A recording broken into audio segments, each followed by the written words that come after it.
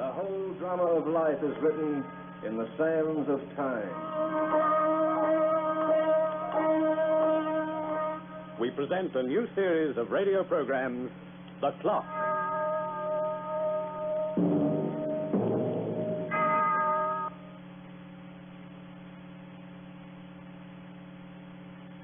A year in one man's life may be half an hour in another's. For each man sets his destiny by a different clock. And on the walls that mark the limits of our existence, no two clocks are alike.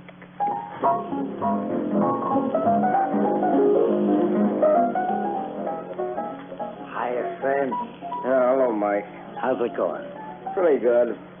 Ain't seen you around lately. I've been busy. What have you been doing? Paying a call to every bar in town?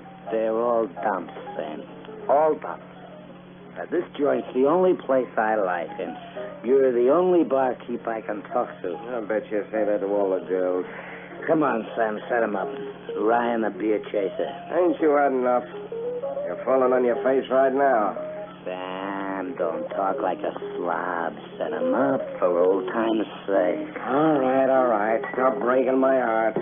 I'll pour, Mike. Now, Sam, you're right.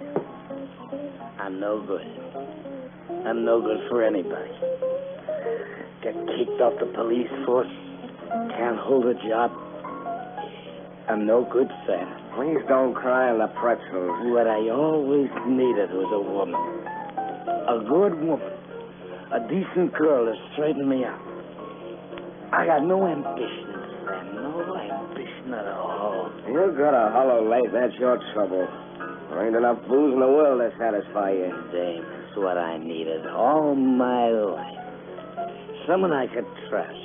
Someone like that woman over there. Who's she, Sam? Who? That blonde in the corner. The one with the fancy hat. Hey, Sam. She's terrific. I don't know who she is. She wasn't here half an hour ago. She hasn't moved from that booth since. Cream de mint she's drinking. Can you imagine that? Cream de mint, and it's gotta be green. That's a sign of class, Sam. That girl is upper crust. Baloney. What do you mean, baloney? Trouble with you is you don't know a tramp from a princess. I tell you, she's terrific. How do you know? She's too good for either of us. I can see it just by looking at her. The way she dresses. The way she holds her hand. Look at that chin, that profile. You gotta have royal blood to be born with a face like that. Go on. Listen, Sam, I'll make you a bet. $5 says she's a lady and you're a dope. All right, you're on. Check. Now, how you gonna prove it? I'll talk to her, that's what. I'll bring her right up here to your crummy bar and you can meet her. Only mind your manners. Remember, you're talking to a lady. Hey, where is she? Where'd she go? Ought to make a phone call, maybe. Well, I'll talk to her, see?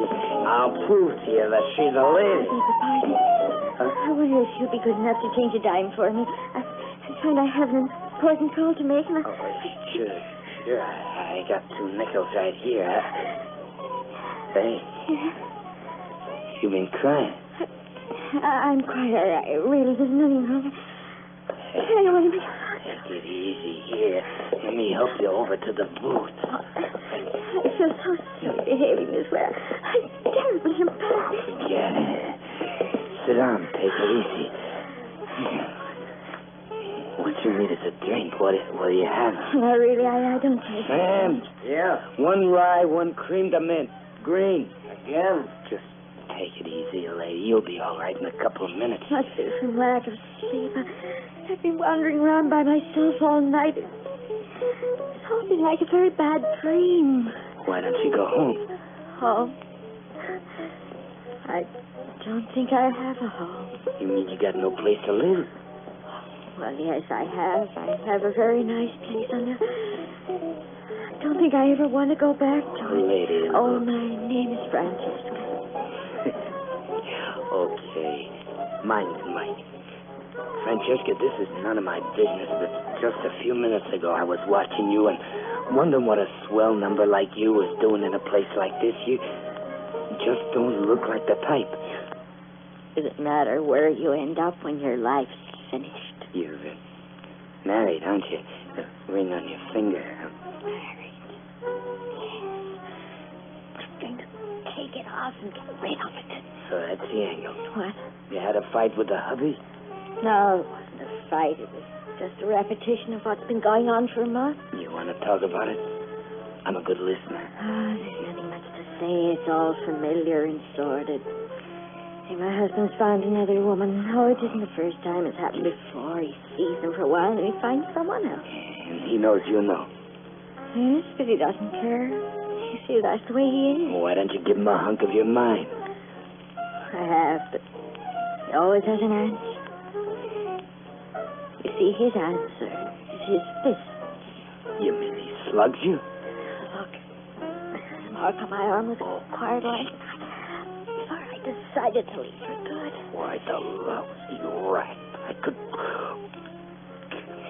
Excuse me, I mean, when I get sore, my language is... I don't think I'd better go outboard, you know. But he's just bringing our No, drinks. please, I prefer to go. Well, where you going now? Home. You mean you're going back to him? Where else can I go? Oh, why don't you divorce that jerk? I'm afraid to. You see, that's my trouble. I'm a coward. I've been spoiled. I'm used to money, security. I've never worked in my life, but now I know how helpless I am. But if you get a divorce, if you can prove the guy is running around with other women, he'll have to pay you alimony. He'll have to give you a settlement. But how can I prove it? Easy. I used to run up against cases like that when I was on the force. You hire a private eye to tail him, and he gets caught with one of his tomatoes. You mean Spier? Oh, no, I couldn't do that. You don't have to do it. I'll do it for you. I got experience. You just leave everything to me. Oh, I'm sorry I couldn't do that. It's revolting. Thank you for your interest anyway. You've been very kind. Francesca, wait. What a woman. And I never even got her address.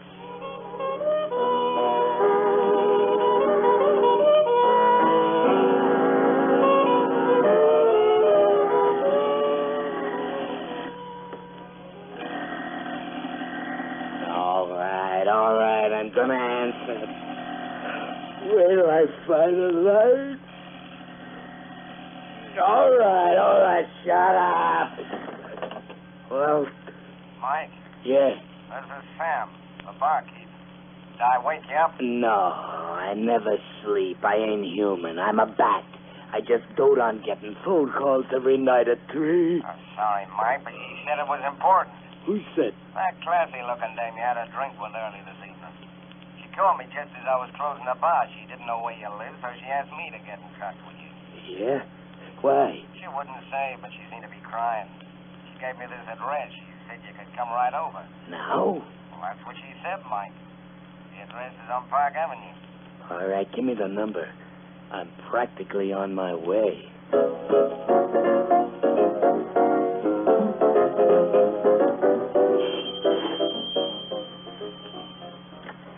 Hello?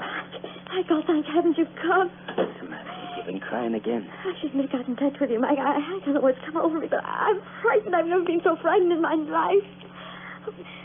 Last night when I left home, my husband had me followed. The man who followed me, a private detective, saw me drinking in the bar. When'd you find this out? Well, I came home several hours ago. My husband's packed up and left the house. He says he has enough evidence to get a divorce and cut me off without a cent. What a weasel.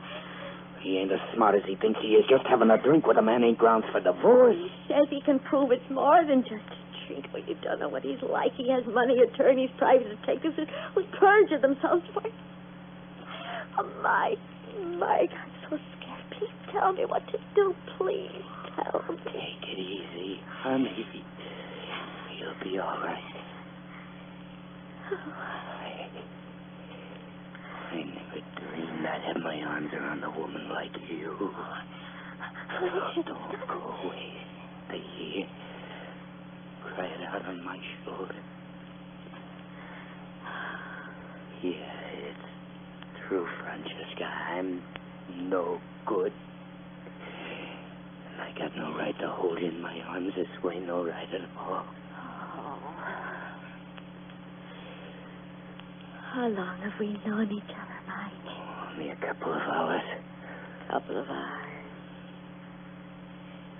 I feel I've known you for years. I know what you're really like. Why don't you throw me out? Oh, no, you're wrong about yourself. You're good and kind and wonderful. Because you've been so... John! Well, this is rather interesting. John, please. Who is this man, Francesca? Relax, honey. Let me do the talking. Yes, I'd like to hear just what you have to say. This guy's your husband? Yes.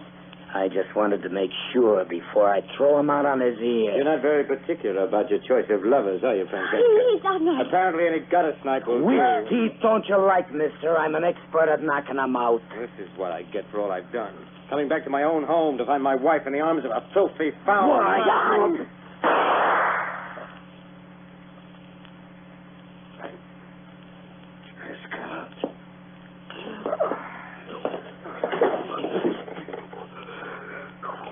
Why'd you use that gun on him? Where'd you get that rod? It was in the drawer. I didn't mean to shoot him. I saw him reaching into his pocket.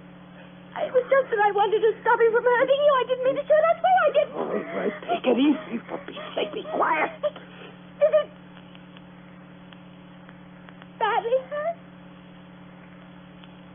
Well, answer me. Tell me. Yeah, honey. He's dead.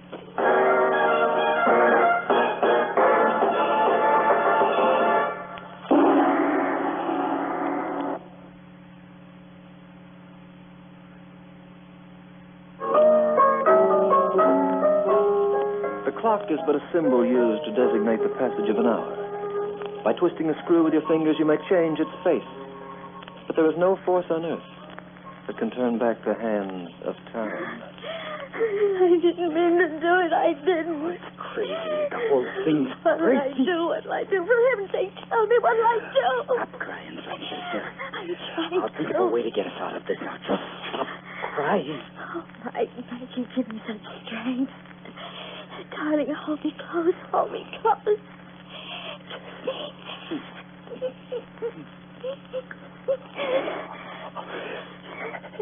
Wait a minute. This ain't getting us anywhere. We got a stiff on the floor and we gotta get rid of him. How? First, let's get everything straight. I don't want any slip-ups. Do you think anyone saw him come back into the building? Oh, this hour I got it. Anyway, the elevator's so certain. That's a break for us. What I need now is a car. Wait a minute. Let me look out the window.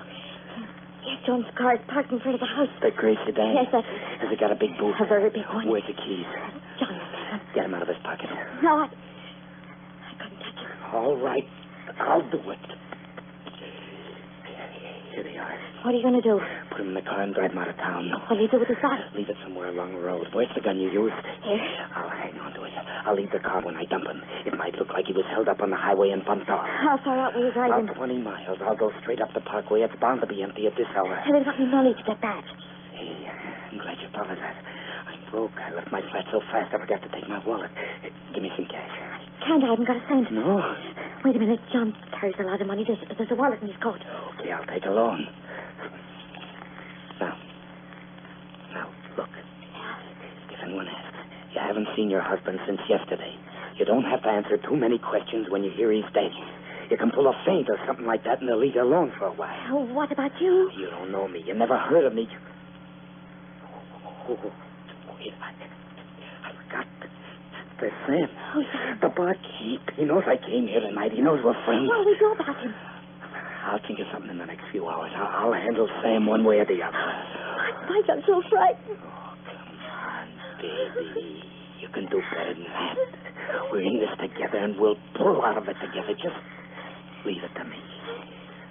Now, go on out and make sure the hall's clear. I'm going to carry him down. Mike. Yeah? Kiss me before you go. Sure, honey. It's a pleasure.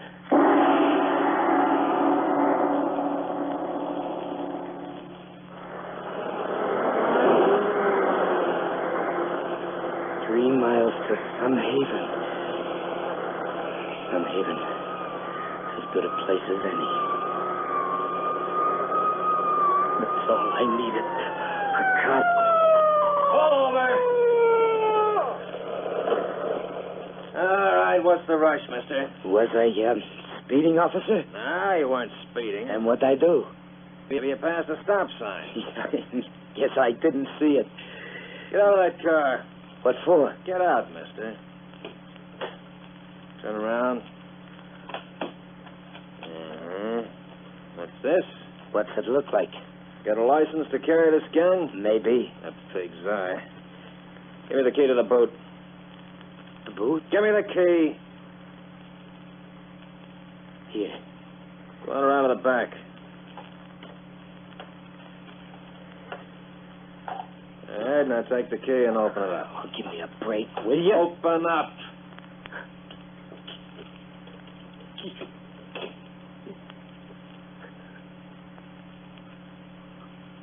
Okay. Close it.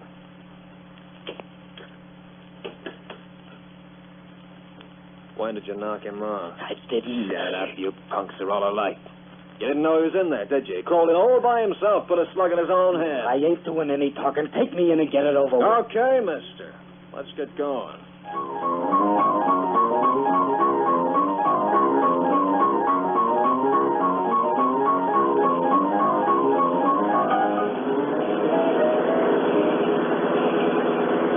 Just keep driving straight down the highway. We turn left when you see a bridge. You're not doing much talking, I notice. I'm thinking. Well, don't strain yourself. I'm thinking, how come you picked me up, copper? I never passed no stop sign. They don't have stop signs on a parkway like this, and I wasn't speeding. Keep driving. And right away you knew I was hauling a stiff. And that don't make sense either.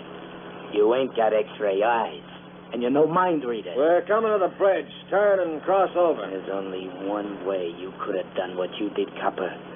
There's only one way you could have nabbed we without making no mistakes, and that leaves me with a little unfinished business on Now, my watch this hands. bridge. It's narrow. I know it's narrow. It's too narrow for me. Look out, you fool. You're going over.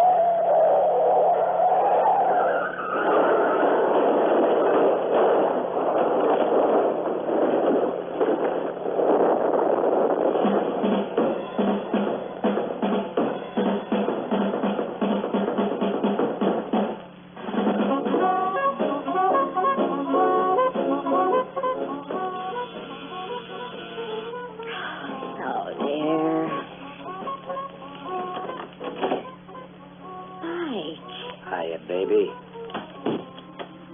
you're soaking wet. What's happened to you? Having fun, Francesca? Taking it easy, listening to a disc jockey?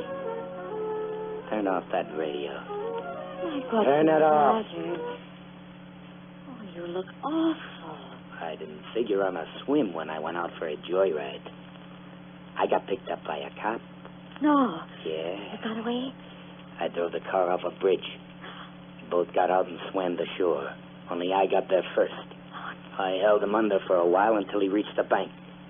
And I took back my rod and let him slide back in. Oh, no. They'll find him. They'll find the car. Sure they will, and they'll find me, too. But they won't find you, baby. What do you mean? You tipped them off, Francesca. I did. You tipped them off. It's the only way he could have nabbed me so fast. Oh, you don't know what you're saying. You played me for a sucker right from the start. You wanted to knock your husband off and get his dough, so you rung me in on it and made me the patsy. Darling, don't say things like that. You had it all figured out, baby. You fixed it so your husband would find us together. Then you accidentally blew his brains out with this rod. Come here, Mike. Nice going, Francesca. I gotta hand it to you.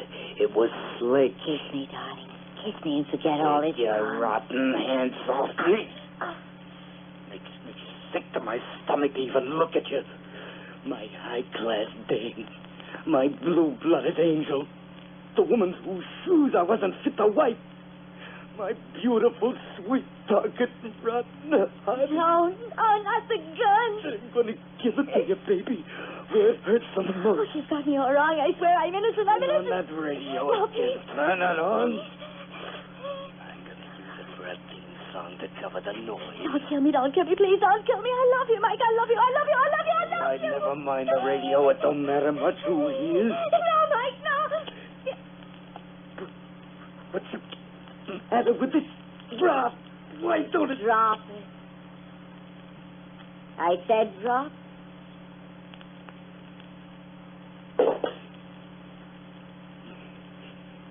What is this? An arsenal? You got a gun in every drawer? Maybe this one works. Looks like you're riding high again, baby. Yes. Doesn't it? Okay. It's your deal.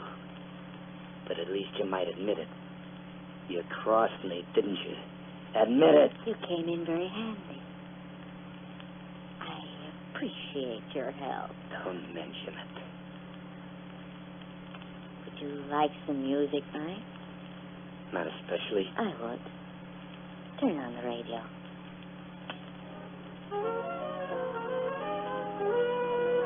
Would you like to dance? Oh, no. Some other time. Sure. Some other time. Thanks for everything, Mike. Yeah? Thanks. Love.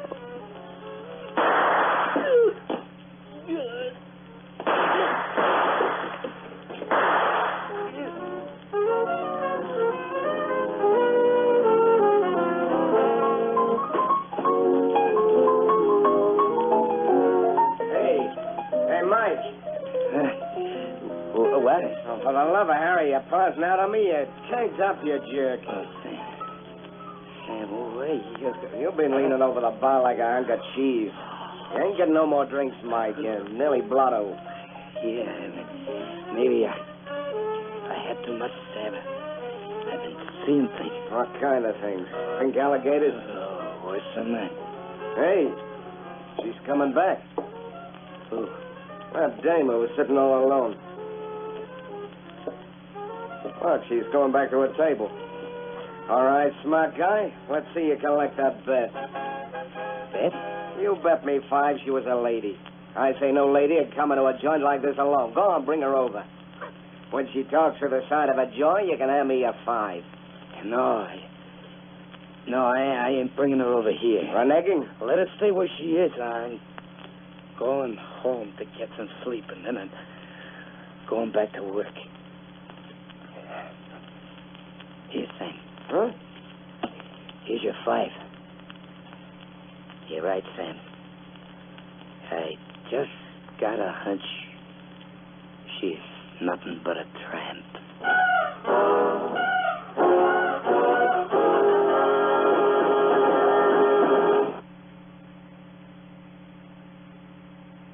Yes, time is all things to all men, and a year in one man's life may be half an hour in another's.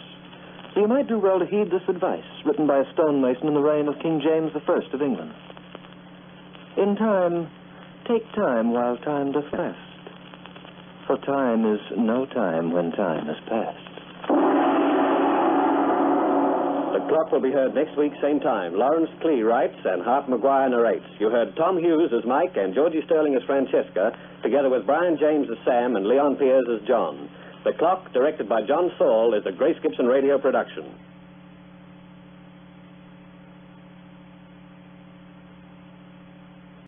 Sunrise and sunset, promise and fulfillment, birth and death.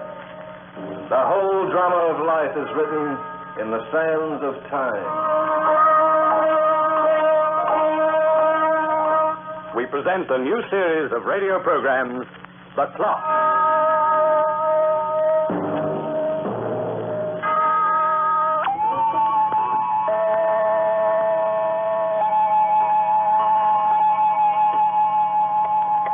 Time is reckoned differently on land and on the sea. A landlubber speaks of the mounting minutes as hours. A sailor refers to them as bells. terminology is not the only difference.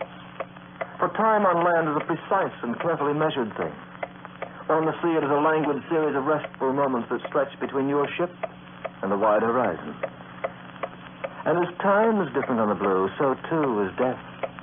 When your ship becomes your coffin, and your grave lies 2,000 fathoms deep. Just call me Stace. My handle's Stacy Sutter, but Stace is good enough. You ever been to Florida Keys? That's my hangout. I run a boat between Key West and the Cuban coast. For $50 a day, I'll supply the tackle, the boat, and when you hook a winner, I'll even string him up and take your picture with him. Just so you can show the gents in the Pullman car smoker, the big one that didn't get away. How can you get in touch with me? It's easy. When I'm not out on a job, I pass my time in a bar and grill named Charlie's. It's near the waterfront of Key West. That's where Bullock found me. Oh, I wish to Harry I'd never found him. I beg your pardon. Yeah. Is your name Stacy Sutter? That's me. I'm Mitchell Bullock. I'm staying at the Tropical Pier. They told me I'd find you at the bar here. Glad to know you, Mr. Bullock. What's on your mind? Oh, fishing. Good fishing? That's why I came to the Keys. They tell me you're the best fisherman on the coast. I manage to hook one every now and then. I'd like you to take me out tomorrow. Add myself to my companion. You supply all the necessities, I imagine. Yeah, sure. Bait, tackle, fast boat, couple sandwiches, and a bottle of beer. You got to dig up the fish yourself. Well, that's fair enough. Providing you show me where to find them. $50 a day, Mr. Bullock, from 7 a.m. to 5 in the afternoon.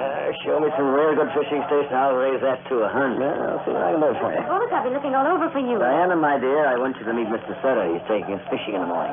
Oh, this is Diana Lee. Fishing? You mean deep sea fishing? Yes, we'll have a little excitement for change. I'm getting tired of lying around in the beach chair. Oh, but isn't that a strenuous sport, Mr. Sutter, and dangerous? Yes, strenuous, sure. Dangerous? Well, that all depends. Nothing can happen as long as you don't fall into the drink, and, well, so far I haven't lost a customer. Diana's my nurse and my closest companion. She's always worried about me. Your nurse? Oh, there's nothing wrong with me. I just like to pamper myself, that's all.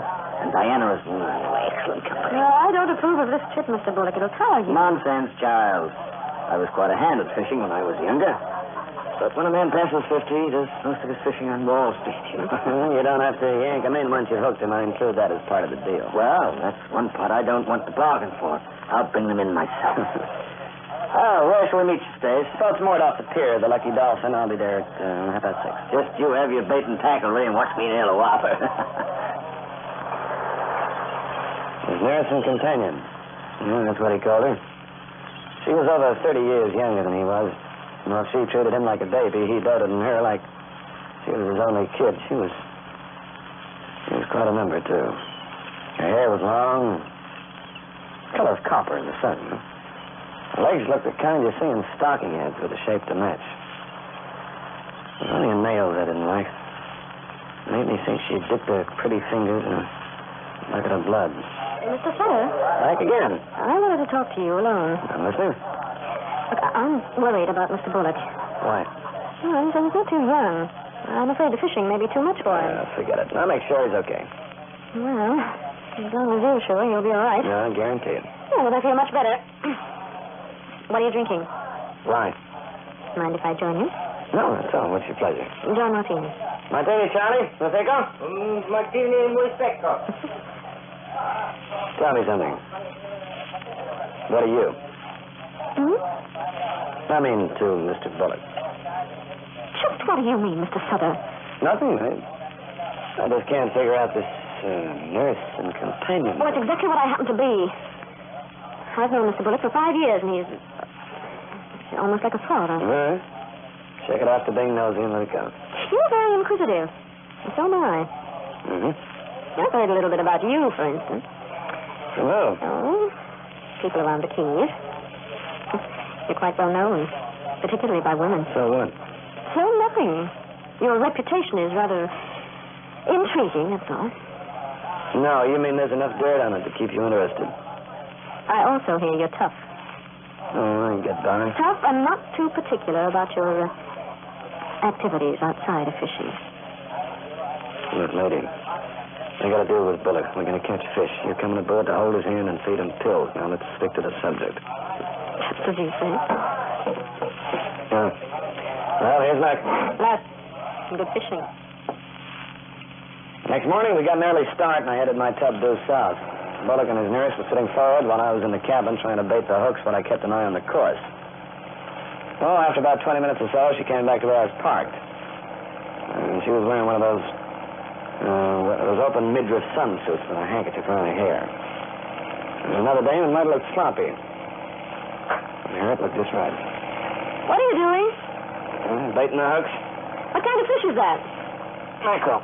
Oh, it's awfully big for bait. Yeah, the kind we're going after, lady. You got a big appetite.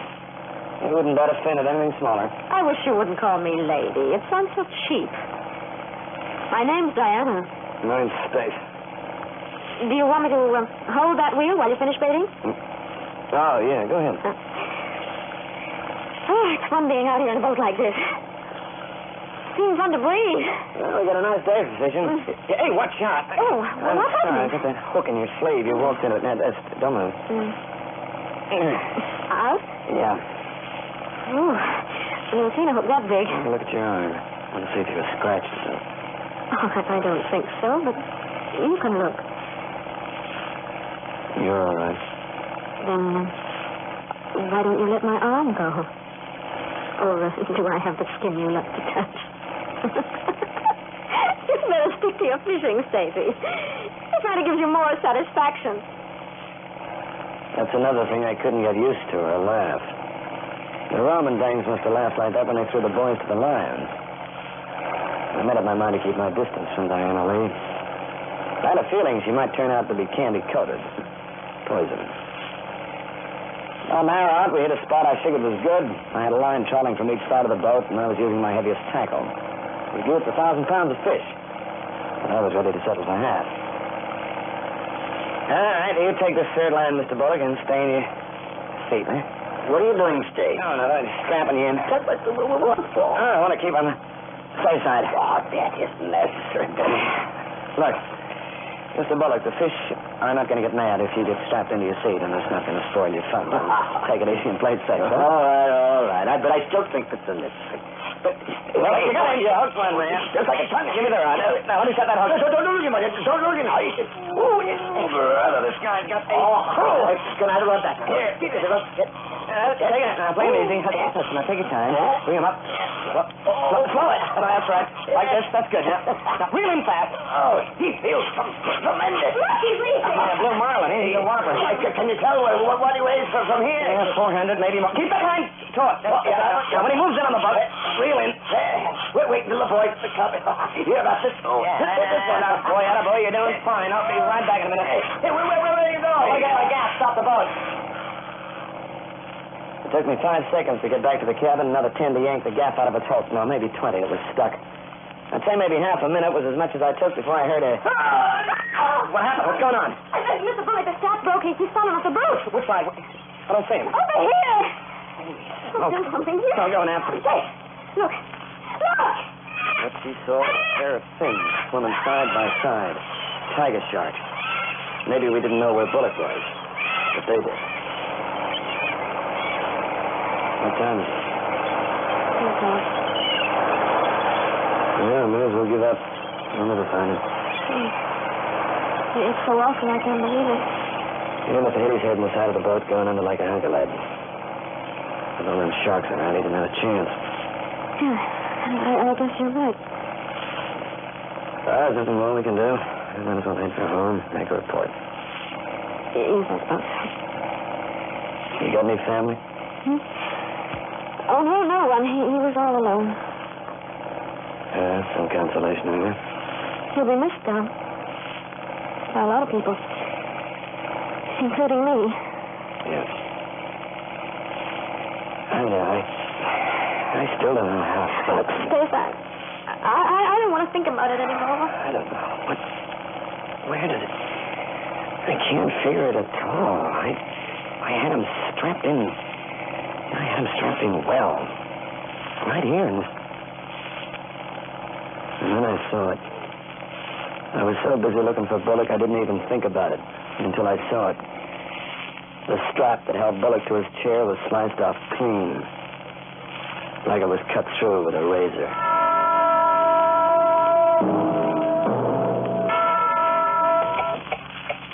takes most of us years to acquire an education, and months to make a good friend. But in half a second, a man can discover he's sharing his company with murder. I didn't tell her at first. I let her lie inside in the cabin with a handkerchief on her eyes, while I kept the boat due north for the Key West coast. Finally, I lit a cigarette, blew out the match, and let her have it right between the eyes. Diana? Yes. How much did he leave you? What did you say? Must have been plenty, Toots, to make you knock him off. How dare Oh, you? candy act, baby. You sliced through that belt and helped him overboard with a push. You haven't got a chance in a million of getting away with it when the cops get a look at that strap. Is that obvious? It spells murder, baby, like it was written all over your beautiful pants. Oh. If only a dumb bunny had pulled it that way. Unless she had something else in mind. I have, Steve. Yeah, what? You? Sugar, you're off your noodle. All you have to do is get rid of the strap. No one will know the difference. And what am I getting rid of it for? Me? Oh, that's a laugh. Kid, you're cute, but not cute enough to go to the chair for. Did you ask me what he left? Well, I'll tell you. I'm the only beneficiary in his will. And he was worth $6 million. Yeah? That's a lot of money, Stace. And how do you figure on paying me out? With $1? You name the price. Okay. How much will it take? You want to know? Yes. Exactly half. Half? $3 million, honey, half. That's a lot of money. I got something expensive to sell. Well, I suppose I have no choice. No, you haven't got any choice at all. It's a bargain. How do I know you're going to keep it? Once I get rid of that strap, I got nothing more on you. We'll bind the bargain any way you suggest. There's only one way, baby. Mm-hmm. We get married. Married? We get married. We sign a contract. What's mine's yours, what's yours mine. You're very clever, Stace. No, I'm not clever. I'm just smart. And you ain't getting such a rotten bargain, Toots. All right, Stace, anything you say. But you're right. I'm not getting such a bad bargain. Well, we ought to make a nice pair, you and me. A very nice pair. Now you can kiss me down to seal the bargain.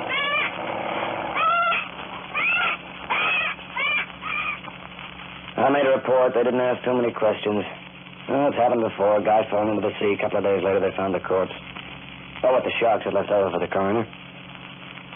Diana and I went up to Miami when we were married. We took a train to New York so she could get her front little hands on the old boy's estate. Well, that was easy. Thanks to you. Case is finished, baby. You got a clean bill of health. Sit now to enjoy the profit. What did you do with the strap? I burned it. I don't need it anymore. Now I get you. Oh, we ought to celebrate. Why not? I got some scotch in my suitcase and a couple of jigger glasses. Well, would you open that brown suitcase and take it out? It's right on top. Anything you say, baby. You know, this is what I call a great beginning for a honeymoon. I left the seat and moved over to open the suitcase. There was a hand mirror on top with some of those fancy gadgets with a hand in. Underneath was a scotch and 2 metal jigger glasses. As I picked up the mirror to put it on one side, I saw a reflection in the glass coming from under my arm. And I also saw her open her handbag, take out 2 small pills, and palm on my fist. All right, poor darling. Sure. Here's yours. And here's mine. And here's to us. Oh, wait a minute. I got a better toast. I'd rather make it to death do us part. Okay, baby, that suits me fine. How do you like it? Oh, drink. all over my dress. These daffy trains, they ain't on rails. They run on spikes. Oh, give me a glass, Faith, and have Hey, another. don't bother about it, honey. This time I'll pour. I know what those pills were. Dynamite. One of them could kill a steer. So that's how she was playing Patsy. She was figuring on knocking me out. All right, that was fine. I didn't tell her I was wise either. Murder, you know, is like gin rummy. 2 can play.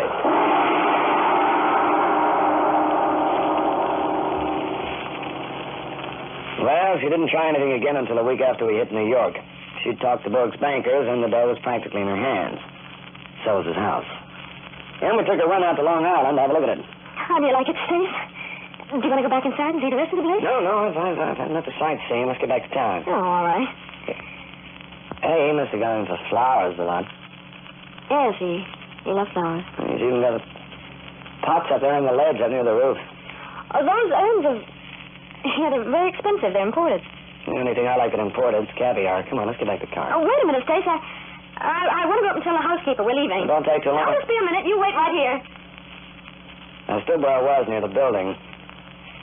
Maybe it was what they call a premonition. Maybe I just stretched my neck, but for no reason at all, I suddenly looked up at the roof and saw a 300-pound urn coming down on my head like Flying Mountain. Stace, you're all right? Yeah, I'm all right. As soon as I could pick this darn dust out of my hair. Yeah, you weren't hurt. No, I sidestepped just in time. Missed. Oh, thank heaven. I'm going to have every one of those arms removed. The wind must have blown it down. Not a minute, Stace. Stay there a minute. Oh. But then saw lots of things you wouldn't figure by just looking at her. We took a plane to Florida. She behaved herself until we hit Key West. First thing I did was go down and look at my boat. I was glad to see the guy I left it with kept in pretty good shape. She's a sweetheart, you think? You talk about this like you talk about a woman. Oh, maybe that's how I feel about her. I'd like to take a ride in her, Diana. No? Sure. Oh, don't be ridiculous. Oh, all right, so we're not dressed for it, but... Oh, man, I'd sure like to sink a hook. You know, shark hunting is... that's a kind of fishing all of its own. First of all, you go after them at night. Really? Yeah, you don't trawl for them like the others. You cut the motor and you drift. Then you drop a line over the side. They like the bait to be quiet. Then they hit. You ain't got a house full on you. I'm unimpressed. How about it, Diana? You want to take the boat out tonight and look for sharks? No, thanks. But, Stace, go out alone if you want to. It's not safe. Okay. You suit yourself, but Papa's baiting a line this evening, and when Papa goes fishing, he always hooks his fish. I figured she'd refuse, but I had that worked out, too. She said she'd stay home, read a book. I know just where I'd find her. We were living at the Tropical Imperial, a fancy joint. We rented a cabana on the beach. When the nights got warm, we'd use it, taking it easy until it was time to go to sleep. She was in the cabana when I got there, about 9 p.m. I brought a bottle of bonded rye and half a dozen pills. I thought you went out fishing. No, I'm going. I got a little time. Gotta go out late for shark. What's the bottle for? Drink? You know, Diana, we've been sort of drifting apart in the last few weeks. I think we ought to bury the hatchet. I'm not angry with you, darling, if that's what you're thinking. No, I just want to make sure. Anyway, here's a toast to a newborn friendship. Bottoms up. Bottoms up. Take that to a spot. 4 knockout pills were enough for a hippo, and inside of 5 minutes she was flat on the floor unconscious. She didn't wake up as I lifted her in my arms, carried across the beach to where my boat was moored. A little later, we lost sight of the shore. Well, I could have tossed her overboard and let her go at that, but I had a better plan. I wanted her to know when she was going. I wanted her to crawl for the way she gave me a double cross. So I started bringing her to. I slapped her a little, used a little water. Then I forced an antidote down her gullet and finally brought her around. Stace? Where are we? You're on board the boat, honey, 15 miles from shore. The boat? Yeah. This is what they call no man's land. No man's land for the sharks. Look, baby. You look out there over the water as I flash my light. Sharks. Sharks are plenty. They're all hungry, too. And you're what's called the speciality of the house. So, you want to kill me? Why not? Why'd you want to do to me? You slipped me poison. You dropped a piece of cement on my head. You're a gorgeous double-crossing hunk of poison, sugar. You know, I'm not even sure that the sharks won't turn you down. Stace, you're a fool. Am I? All right. Let's see who laughs the loudest. You know, I stood for you if you played it square, but your kind never does. And after I dump you over the side, I'm going to enjoy that $6 million. And you get a taste of what bullet got. Did you say you'll enjoy that $6 million? You can bet your last pair of nylons I will. And you won't be around to help me along. No, you, honey, you're going in for a dip. And I'm not leaving any broken straps around. You want to hop over yourself, or must I pick you up and punch? Oh, yeah, you can have your last. It's your last, honey. You fool. You stupid fool. Don't touch me. Save yourself the trouble. What? So you had it all planned. Well, so did I. Take a look at the waterline, Stacy. Go on, look. You're a sailor. Suppose you think we're floating just a little bit too low? Yeah, a little. What? We're sinking. Yeah, now look inside your cabin. I bored 2 holes in the bottom of your filthy tub half an hour before you came to the cabana. 2 holes, Stace, big ones. Then I stuffed them with salt blocks. But the salt's dissolved, and it's 15 miles to shore. The sharks may get me, darling, but I'll have company. I'll have my loving husband by my side.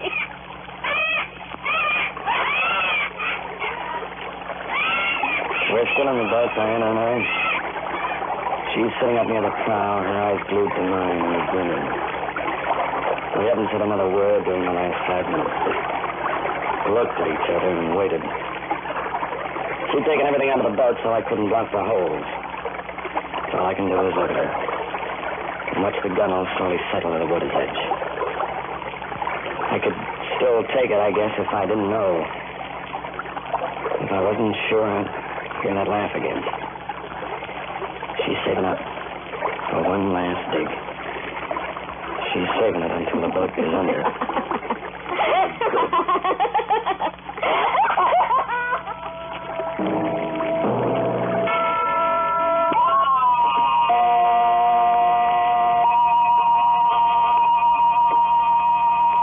Those who take life through their lungs live upon the land.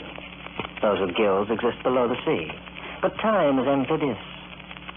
And so is retribution. The Clock will be heard next week, same time. Written by Lawrence Klee, narrated by Hart McGuire. You heard John Million as Steve, Dinah Shearing as Diana, and Frank Waters as Mr. Bullock. The Clock, directed by John Saul, is a Grace Gibson radio production.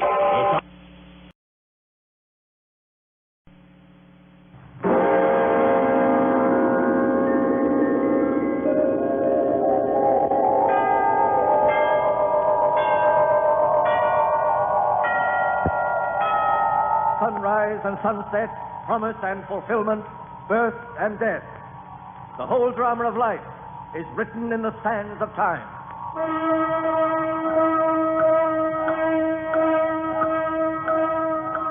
The American Broadcasting Company presents another in a series of dramatic programs, The Clock.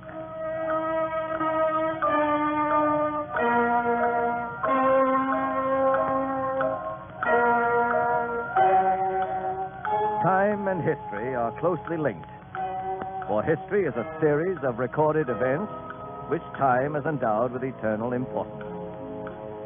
And throughout the course of time and history, the female of the tribe has always been regarded as the weaker sex.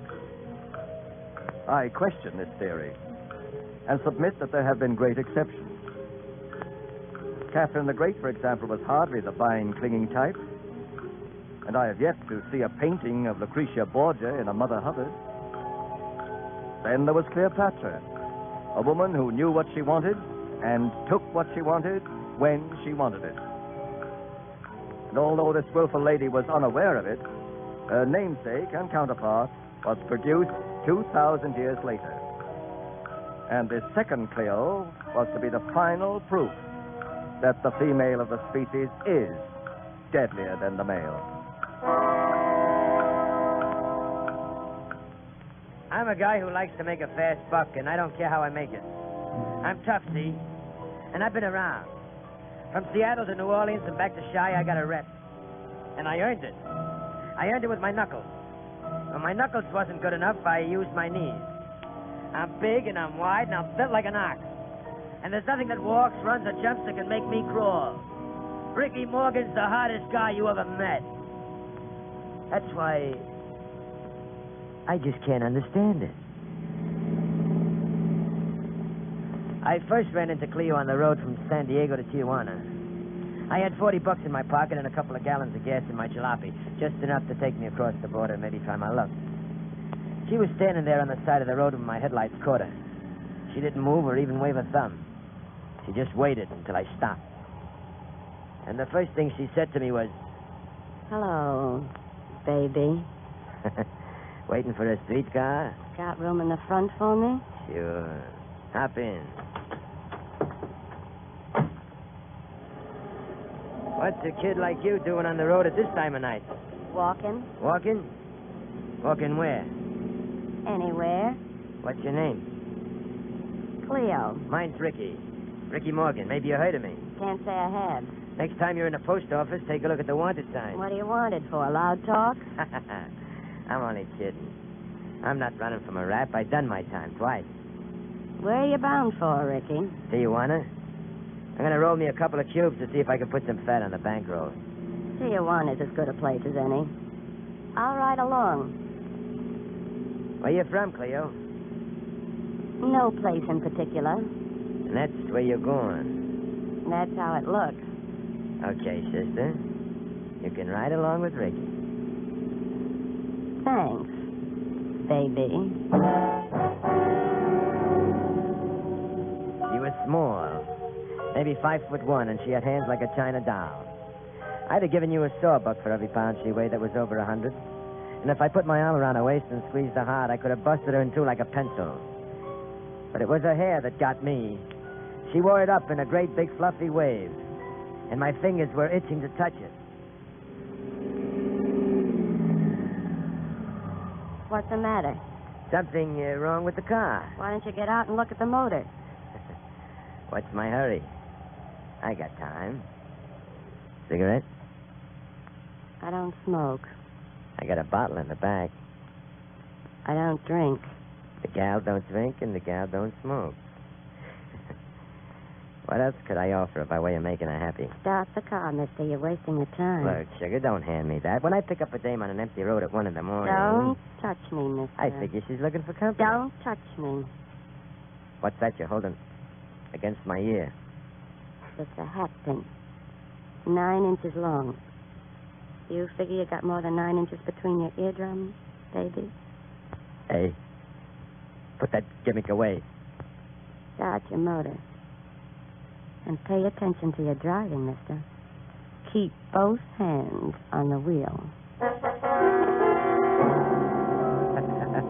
Well, I wasn't really scared. I mean, she never would have driven that hat pin right through my head, but it was getting late, see? And I wanted to make a crap game before the joints closed up in Tijuana. So I kept both hands on the wheel.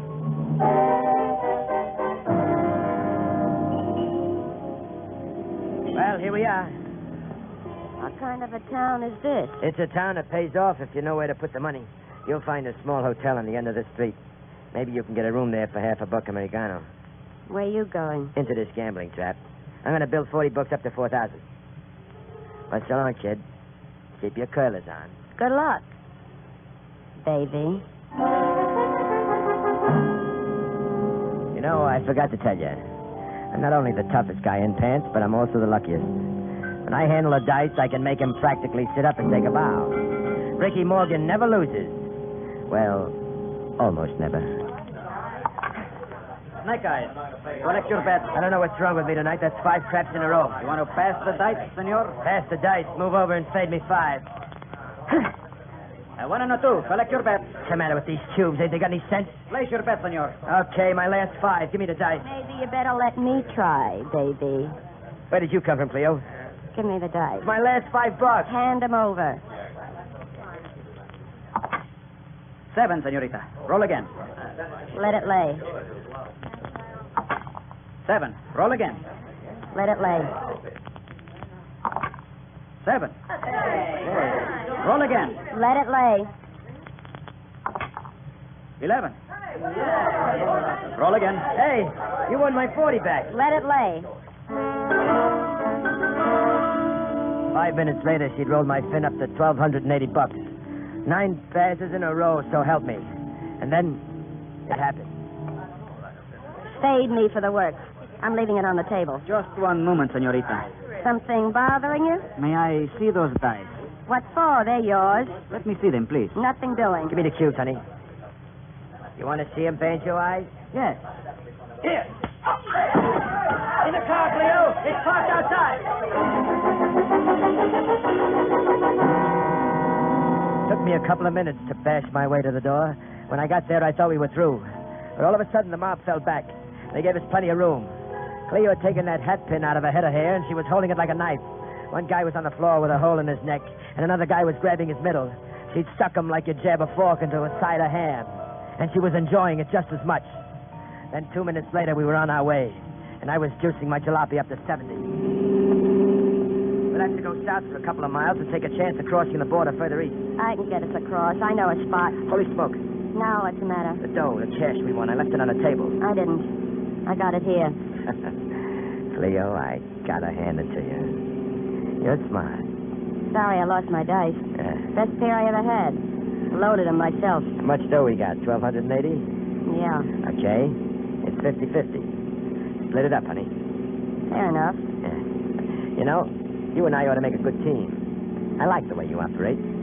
I usually work alone. Look, sister, you got the brains and I got the muscle. Why not make it a combination? Because I don't trust anyone outside of myself. Ah, look, if you're thinking about that pass I made, forget it. This is strictly a business proposition. I'm not worrying about passes. Why not make it a partnership?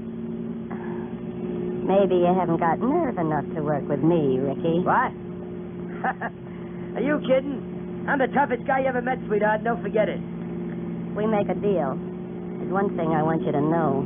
Let's hear it. I don't stand for a cross.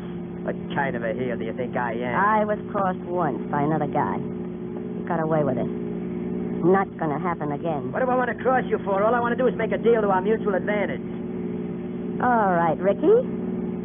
You got a partner. Check. Now where do we go from here? New Orleans is as good a place as any. Let's make that our next stop, baby.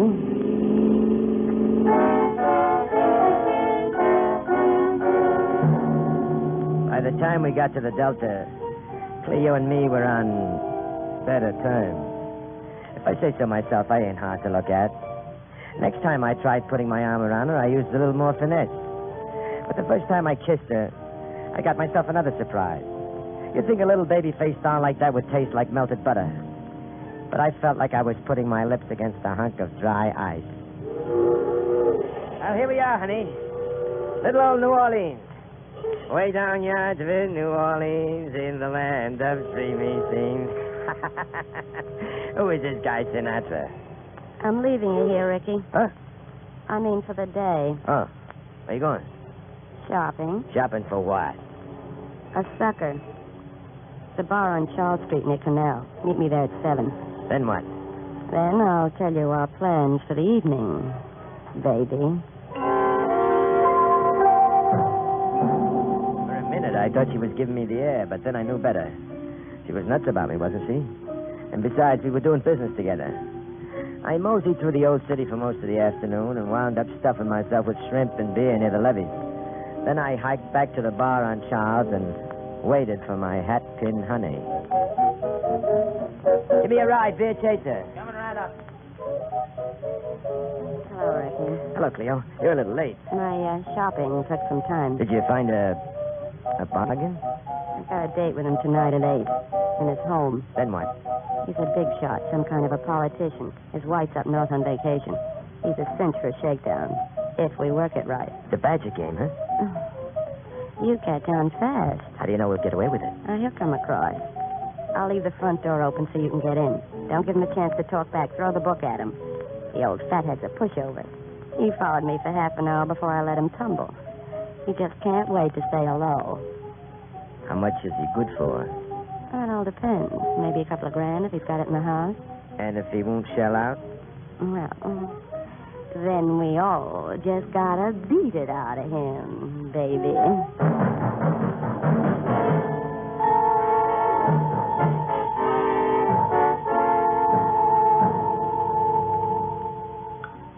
If you give a watchmaker a good movement and a sturdy case, he will produce something handsome for your wrist. If you give a cook a good recipe and the proper ingredients, he will reward you with something tasty for your palate. And if you give a man a predatory woman and a taste for violence, he is in line for a one-way passage to the grave. The house was all alone on the outskirts of the city. I guess that's why the old boy took a chance on asking Cleo up, and Cleo was right. Judging by the layout, the guy had plenty. The door was open when I walked in, and the house was quiet. There was a light on in the back room that turned out to be the library. And as I walked down the hall, I could hear Cleo giving him a line.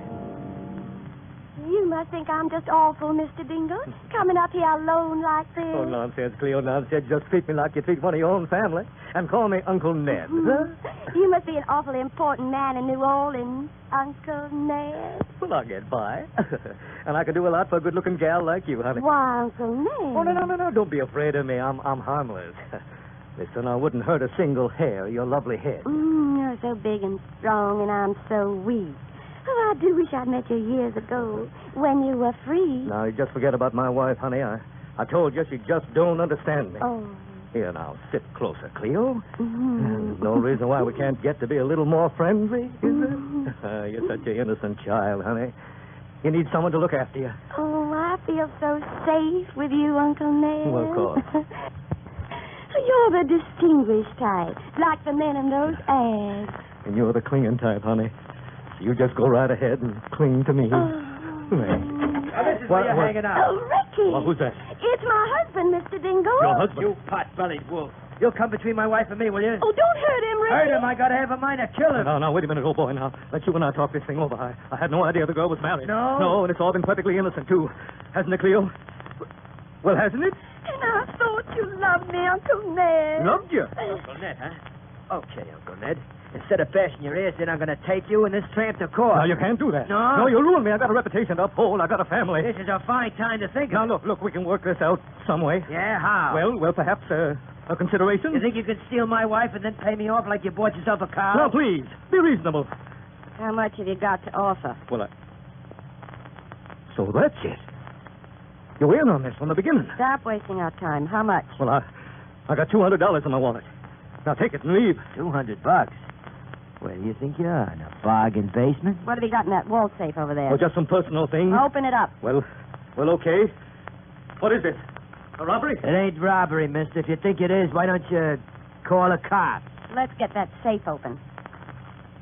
Oh, there. There's nothing in here, as you can see. What's in that tin box? Well, nothing. Take it out. Give it to me. Well, here you are. He's right, Cleo. There's nothing in here. Nothing but a couple of $1,000. Give me back that box. Give me, I'll tell you. Don't me. Okay, he's cold. Come on, Cleo, let's get him out of here. Wait a minute. If he wakes up, he can identify us. Let's make sure he won't. What are you doing? No! Cleo! I couldn't stop. I swear I couldn't. Before I could move, she'd taken that hat pin out of her hair and stuck it in his chest like he was a cushion.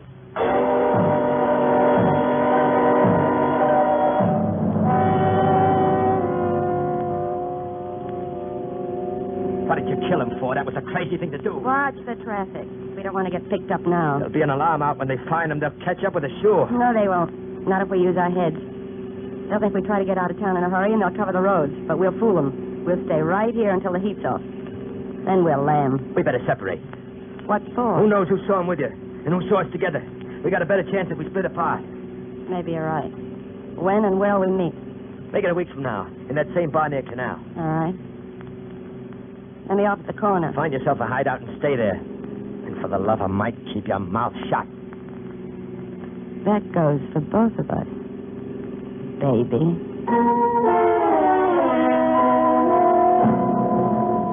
I got myself a 2x4 near the levee and started to sweat it out. The heat was on, but plenty. They already had a lead. Like a dope, Cleo left her gloves in the old guy's apartment, and it was just enough to give the cops a start. The guy was important, too. Even more important than we thought. In 2 days, they had every dick from New Orleans to Charleston on a lookout. I was living like an animal, jumping every time somebody opened the downstairs door. And I didn't want to take no rap for murder. I didn't want to go to the chair for a punchy Jane. Then one morning, I saw the notice in the paper. The wife was offering $10,000 reward, it said, with no questions asked.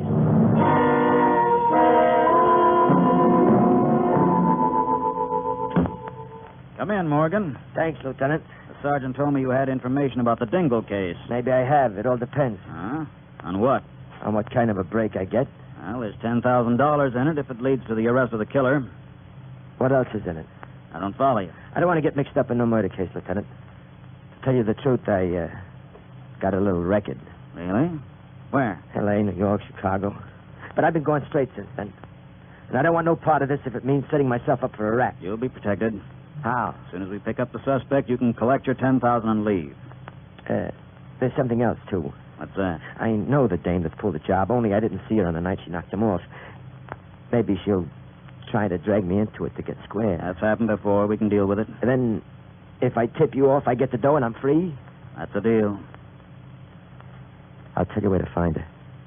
You can pick her up this time tomorrow night.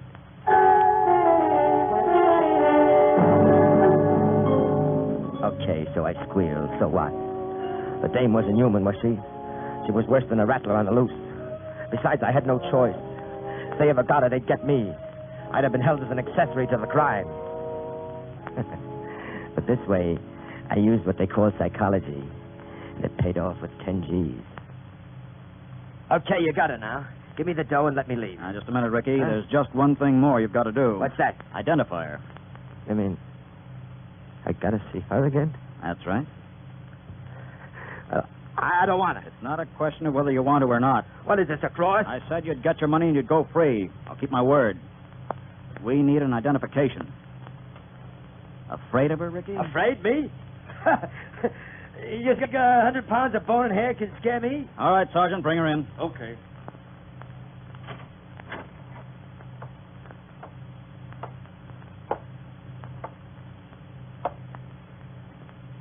Hello, baby. Is that the girl? Yeah.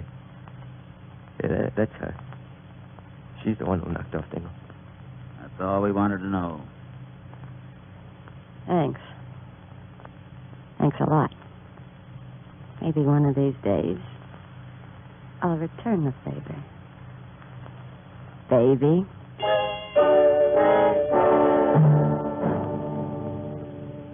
Well, I blew town in a hurry and went up north to Shy.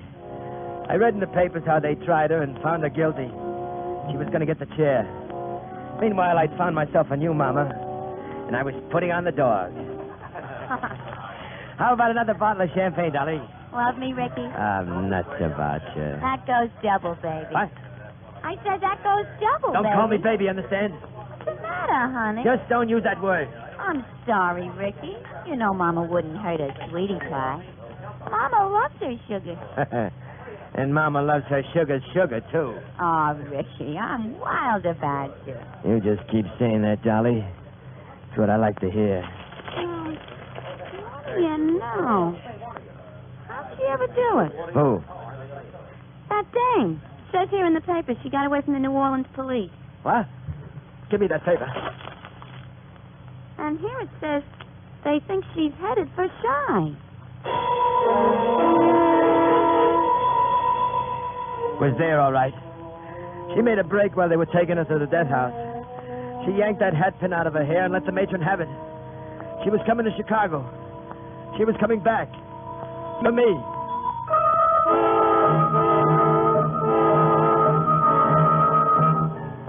That was 3 weeks ago. Since then, I've been running like a rabbit, trying to get out of her way. I spotted her twice. Once in Philly and once in New York. I don't know how she keeps up with me. Maybe there are guys who know me who don't mind if they rat on a squealer.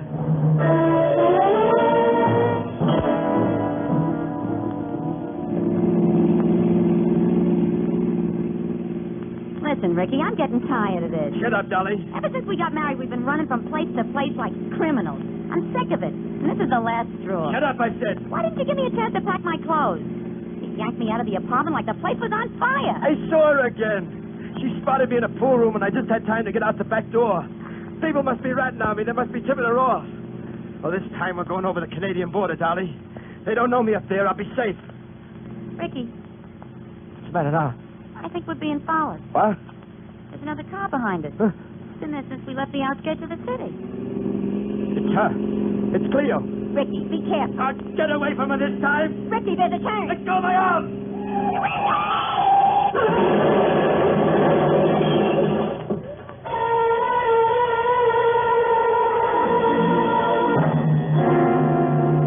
I didn't wait to see what happened to Dolly. I crawled out of the wreck and limped into the woods. I ran until I thought my lungs were busting. Then I started to get weak. I had a cut in my leg, and both my wrists were swelled up like balloons. They must have been busted because I couldn't use my arms. And I was scared. Scared stiff for the first time in my life. Scared of a dame, ain't that a laugh? Ricky Morgan running away from a frail. For all I know, she's right behind me. And I ain't got no chance of getting away. So I'm doing the one thing I can think of to get out of her reach. I crawled into a town 5 minutes ago, one of those small burgs with a jail as big as a closet. But it's still a jail. And right now it's the only place in the world I could be safe. Sheriff Hawley speaking. I want to put a call through to Chicago. Police headquarters. That's right, very important. Make it... Wait a minute, operator. Well, what do you want? Look, I ain't got straight enough to explain. Give me a break and put me in the clink for the night. What? Don't argue with me. Put me away. Go on, bum. Beat it. I got bigger things to do. Look. I'm wanted in Shy for larceny. 1943. The Dawson holdup. Now will you put me away? Operator, ring me as soon as that call goes through. All right, mister. This way. Thanks. We've only got one cell, but you shouldn't be too particular. Anyway, I'll have your cellmate out of there and on the way to Shy inside of an hour. Then we'll look into your case, screwball. Now, inside. And behave yourself. The two of you. Sheriff! Sheriff! Sheriff! Cleo. He must have picked her up before I came in. Cleo. Standing there looking at me with them poker eyes. I'm too weak to move. My arms are busted, and the hole in my leg feels like a tunnel. She's moving over to me now, and her hand's going up to her hair. I know what she's got there, and I also know she's going to use it. But before she does, she's going to look at me and say, "Hello, baby."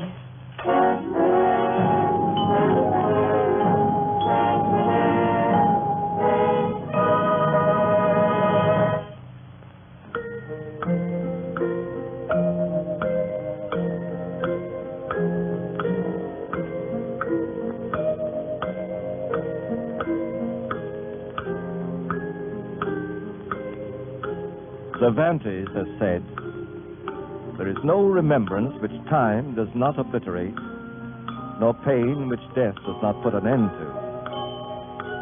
And perhaps we can add, there is no crime which does not carry its own particular retribution.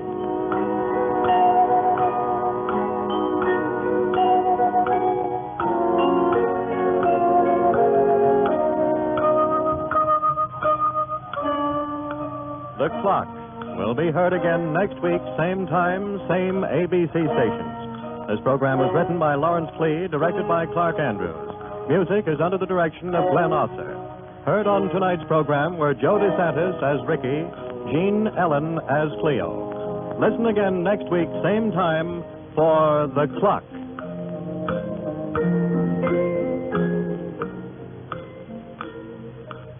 Now here is a special program note. Mrs. Crosby's son, Bing, begins his brand new fall series of delightful broadcasts over this ABC station next Wednesday night.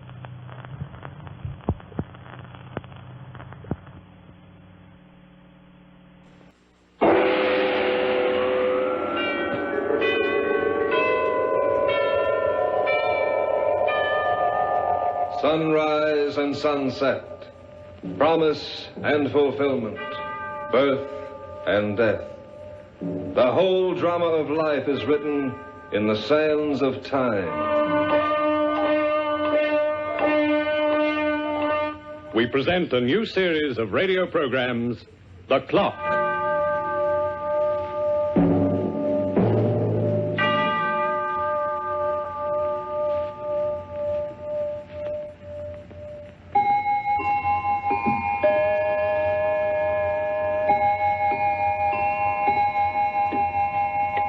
Time varies in the universe according to the planets. The exact length of one day on Earth, for example, is 23 hours and 56 minutes. That same day on the planet Mars expands to 24 hours and 37 minutes. And on Jupiter, the most tremendous planet of them all, a day is only 5 minutes less than 10 hours.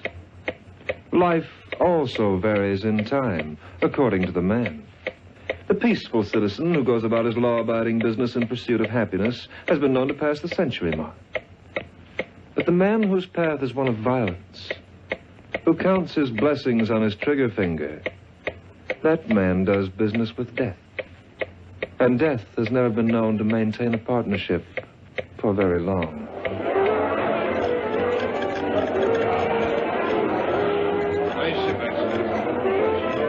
Here's the take so far tonight, boss. Bring it into my office. And put it on the desk. I counted it, Barney. Yeah? Who told you could count it? Well, How much? In the box, 85,000 even. Well, not bad. I knew the location was perfect, and the setup's just right. We're in, Jigger. We're swimming in gravy. Here, catch yourself a drink. It's Barney Keach's new gambling joint. The classiest dump in town. And what's the matter? Ain't you drinking? Oh, sure. Sure, Barney. What's on your mind, Jigger? Nothing. And what were you thinking about just now?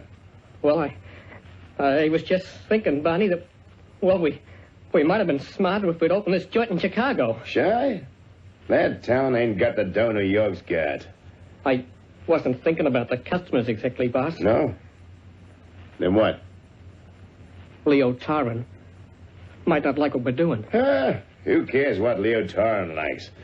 That two-bit hood's been running this racket long enough. It's time somebody else moved in. He ain't exactly a two-bit hood, Barney. The guy's poison. Leo Tauren, that's all I hear. Leo's tough. Leo's dangerous. Well, he's human, ain't he? He can stop a bullet just like the rest of us. Leo ain't human, Barney. He don't kill because he has to.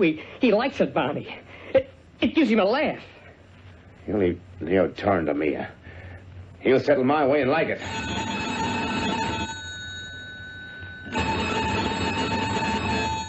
You want me to take that, boss? No, I'll answer it. Yeah? Barney. Who wants him? I do. Leo Tauren. Oh. Why, hello, Leo. What's new, Barney? Oh, nothing much. I hear you're back in town for a while. Yeah, for a long while, Leo. How's business? Oh, pretty good, pretty good. They tell me you opened up a pretty fancy gambling layout. Almost as good as mine. Well, it ain't bad, Leo. Ain't bad at all.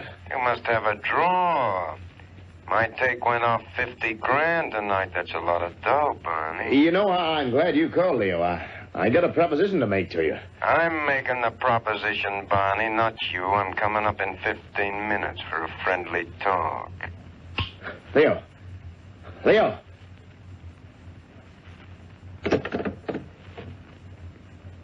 Said he'd be here in 15 minutes for friendly talk. Leo don't talk. He gives orders. We better start folding and move to Shy. In a pig's eye we will. I ain't giving up this gold mine for Leo Tauren or anyone else. Tell Bobo to clear the crowd out. Then round up the boys.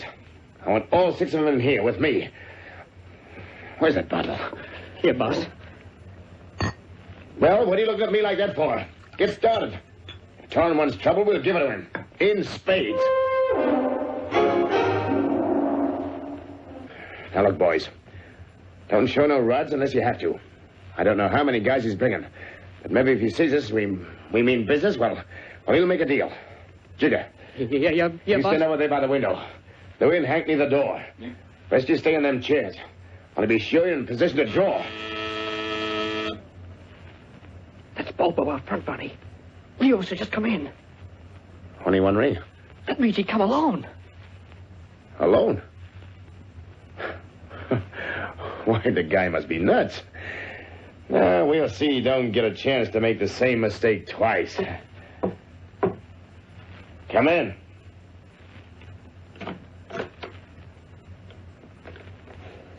Hi. Hello, Leo. What is this? A hood convention? Just a couple of the boys. Hello, Jigger. Hiya, Leo. Louie. It's like old home week at Sing Sing. I didn't think you'd have so much company, Barney. I don't like to be alone. Come on, here, drink. I got more respect for my gut. You're a kid. This ain't the kind of booze we used to run in the old days, Leo. This stuff's 15 years old. I don't lush when I'm on a business call. Business? I thought this was social. That's all according to how it ends. Now, listen, Leo. Let's get down to cases. I don't want no trouble with you, but you got to be reasonable. There's enough dough in this town for a 50-50 split. Now, how about we form a partnership? I got plenty... Nice panels you got in the office. Nice desk, too. 2 joints like ours can operate. No reason we should fight. Why, look, a guy's got a right to live, ain't he? Why? What? Oh, why don't you make a deal, Shut Leo? up, Jigger. Now, listen, Leo. You listen. My outfit's been running this town for a long time. And we've been running it alone, Barney. I'm a reasonable guy. I don't want something for nothing. I'll give you 20 grand for the layout. You leave the joint as it is and take a walk. 20 grand? When I paid 100? You think I'm soft in the head, Leo? I said you walk, Barney. And I say I stay. You walk. You're making a big mistake. No. You're the one who makes the mistake. All right, go on. Give the mug what he asked for. What's the matter with you, punks? You paralyzed? They're smart, Barney. They know the guy who reaches first is the guy who gets it. Go on, Barney, draw. Draw or crawl out. Why, you lousy. Okay, Barney. Barney.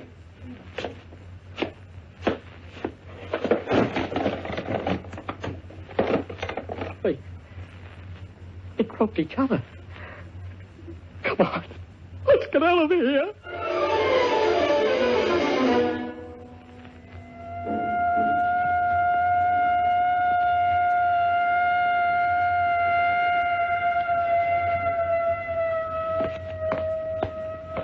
Lady, Who's there? give me a hand, will you? Where are you? Over here, behind the steps. You've been hurt. I can't go no further. Help me up. Your head's bleeding. Wait, I'll get a policeman. No. Don't call a cop. Give me a break. All I need is a little help. You live around here? Yes, in this house. Take me upstairs. Well, I don't... Please, don't leave me here. They'll kill me if they find me. Take me upstairs. Put your arm around my shoulder. I live on the second floor. Take it easy. Oh, my head. Hold that compress on your head. Now lie back. Your scalp's being cut. I ought to call a doctor. Forget it. I only been creased. I'm just wondering why I don't call the police. Why don't you? I don't know. Maybe it's because I feel sorry for you. What's your name? Leo. Mine's Edna. You're a good kid, Edna. I guess when you give me a break like this, I ought to open up. You don't have to talk if you don't want to. I got into a gunfight with another guy. His bullet creased my head and knocked me out. When I came to, I managed to crawl out of the joint to where you found me on that corner. What happened to the other man? I don't know. Only part of it is something happened to me when I came to. What do you mean? I've never been scared in my life, that's what I mean. But I'm scared now. I'm so scared my stomach feels raw. I don't want to die. Don't let him get me. I don't want to die. Please don't do that. I never cried before. But maybe I go nuts. Maybe that crease on my head made a crease in my brain. All I know is want to get out of this town before they catch up with me. I'll help you. You will? I'll do what I can. Where do you want to go, Leo? Detroit, Chicago, anywhere next winter. Do you have any money? I never carry it. Well, I have $50 in my bag. I'll lend it to you. Without even knowing me? I'll get it back someday. Oh, wonderful, Eddie. You're a saint. You're the only friend No, I don't like to see a man act that way. All right. Just give me the dough and let me go. I'll get a train to Chi tonight. How are you going to get to the station? Station? Well, you said they might be looking for you. Yeah, that's fine. Say, you got some shoes and a dress that'll fit me? You want to disguise yourself as a woman? Oh, why not? Give me a hat, too, with a veil. I'll fool them. They'll never get wise. I may have lost my nerve, but I didn't lose my savvy. All right, Leo. I'll help you any way I can. Just take care of yourself. Maybe we'll meet again someday. Good luck.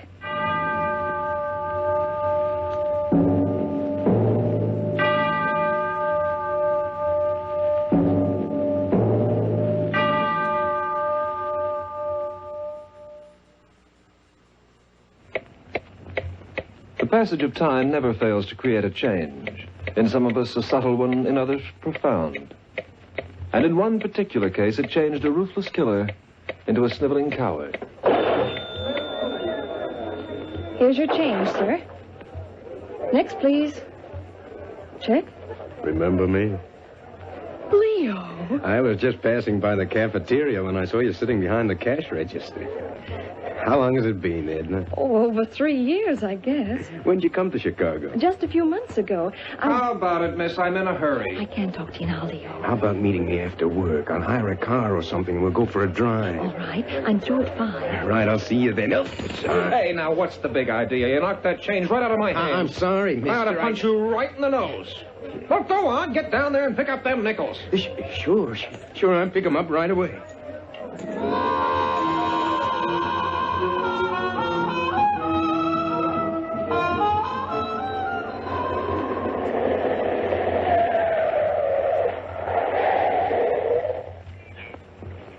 Here's a nice place to park. Oh, Leo, this air is marvelous. Oh, it's grand to get out in the open for a while.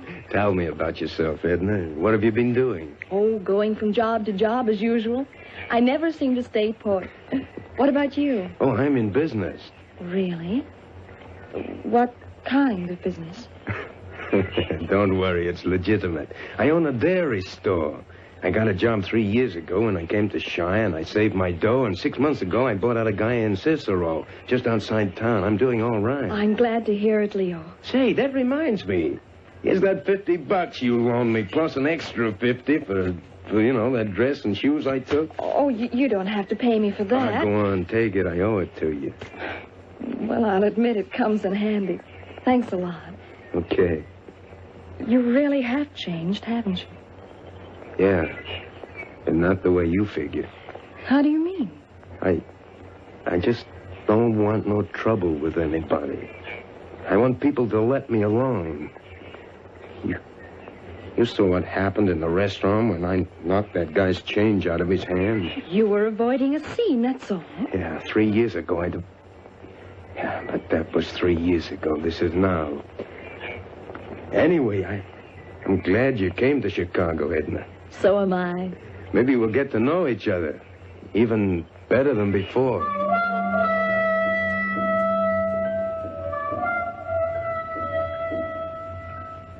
Edna, I want you to marry me. Leo. I got a good business, and we get along, and I'd like to raise a family and have a few kids. Well, will you think it over? I have already. I had a feeling you might ask me. Leo, I'm not so sure it'd work out. Why not? Because I don't really understand you. I don't know what you're like. You're a strange man, and you've led a strange life. Forget the past. I'm all through with that. I need you, Ed. I need somebody. I don't like to live alone. Oh, Edna, give me a break. I need you so bad. Please, don't say no. I won't, Leo. I won't.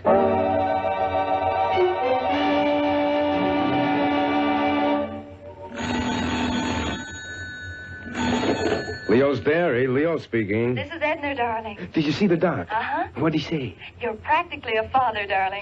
No. Get home early tonight, and I'll tell you all about it. I'll close at 5. We'll celebrate. Put on your niftiest outfit. All right. See you later now. Take it easy now.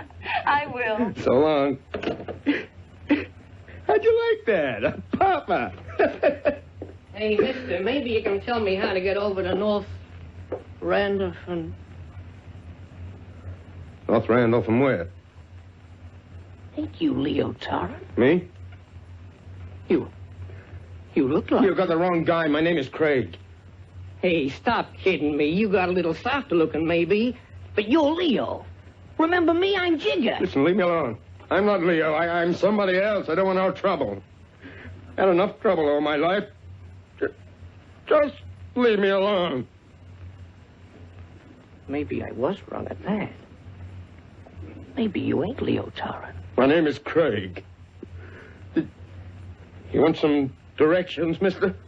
Where do you want to go? Never mind. I'll find it myself. It couldn't have been Leo Tauren. Why not? You pulled through and he put that bullet in your middle. He could have gotten away too, But Barney. what would a guy like Leo be doing in a joint like that? Search me, but it was him, the same guy. Except for one thing. What? I think he's turned yellow. Now I know you're crazy. You should have seen his eyes when I walked in. But when he opened his mouth to talk, I thought he'd choke. He almost got on his knees when he asked me to leave him alone. The guy was scared stiff, Where I is tell this you. butter and egg depot, Jigger? In Cicero. Well, get the car. I'm going out there to see for myself. Can I help you? Yeah. Give me a dozen eggs. Yes, sir. How goes it, Leo? I'm not the man you're looking for. No? Here's your eggs. Stop stalling, Leo. I wouldn't forget you in a million years. All right. All right, you guys win. I'm Leo, but I don't want no trouble, see? I'm minding my own backyard. You guys mind yours. I just opened a new layout in Chicago. That's none of my business. No? It used to be. I don't care what you do anymore, Barney. I'm satisfied the way I am. Put that gun away. I was just shifting it, Leo. Get it out of sight. I'm through with guns. I don't want to see them.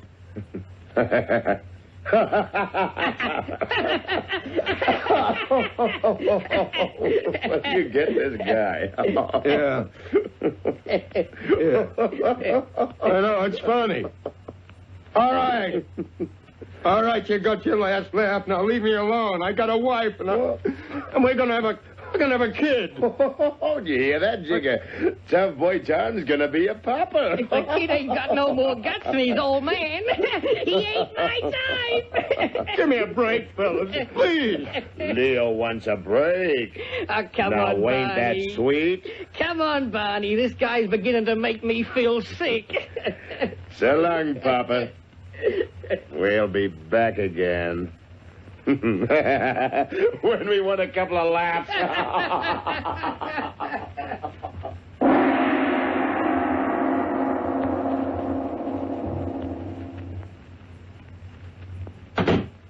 Hello, Leo.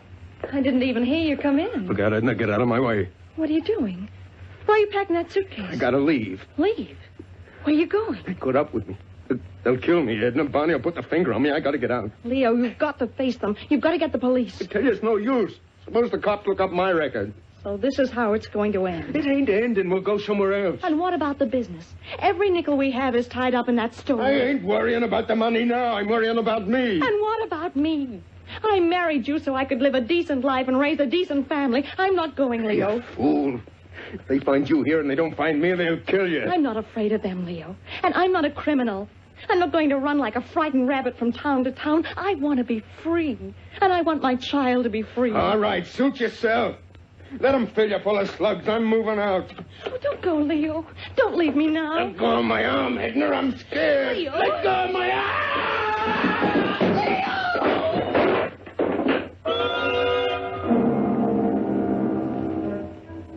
Leo. Leo, it's Edna. What happened? You fell downstairs. Your head, it's bleeding. My head? Never mind my head. Leo, what's the matter? Get that suitcase back upstairs. You mean you're not leaving? Bring that stuff back inside the room and wait there until I get back.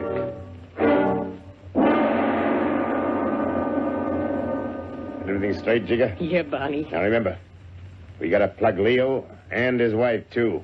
I don't want no witnesses. Why, Leo. Well. The butter-and-egg man is paying us a visit. Come here to crawl, Leo? Well, save yourself the trouble. Yeah, Leo, save yourself. Shut up. What? I said shut up. Why, you yell. Keep your hands on the table, Barney. Hey, what is this? You stink, Barney. I don't know what you're so sore about. What was the payoff? A couple of slugs for my wife and me? Why, no, I was just telling Jigger I wanted to make you a proposition. I told you once before, Barney, I make the propositions. And I'm making one now. Go ahead, Barney. Reach. Okay, Barney, these are yours.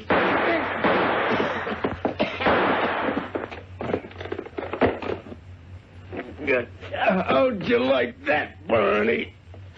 And I'm going to be a pop-ass.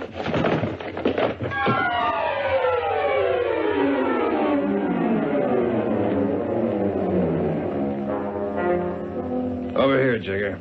Think these handcuffs enough? Stop pushing me. You recognize this body? That's Barney Keach, Lieutenant. Uh-huh. How about this one? That's Leo Tauren. They knocked each other off. What are you staring at? The cuts on Leo's head. What about him? When he got the first one, he turned yellow. But when he got the second one... What are you trying to hand me, Jigger? Nothing. I was just wondering, Lute, if Leo ever heard of a couple of guys named Jekyll and Hyde.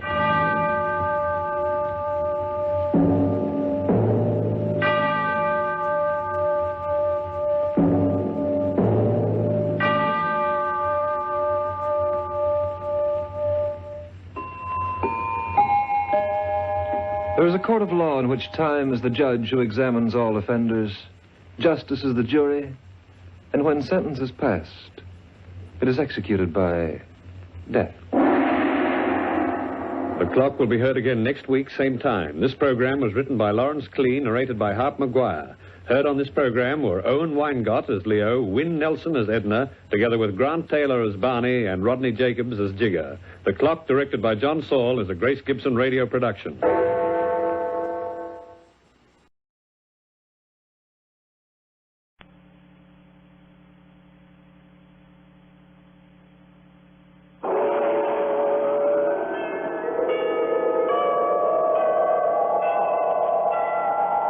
Sunrise and sunset, promise and fulfillment, birth and death. The whole drama of life is written in the sands of time. We present a new series of radio programs, The Clock.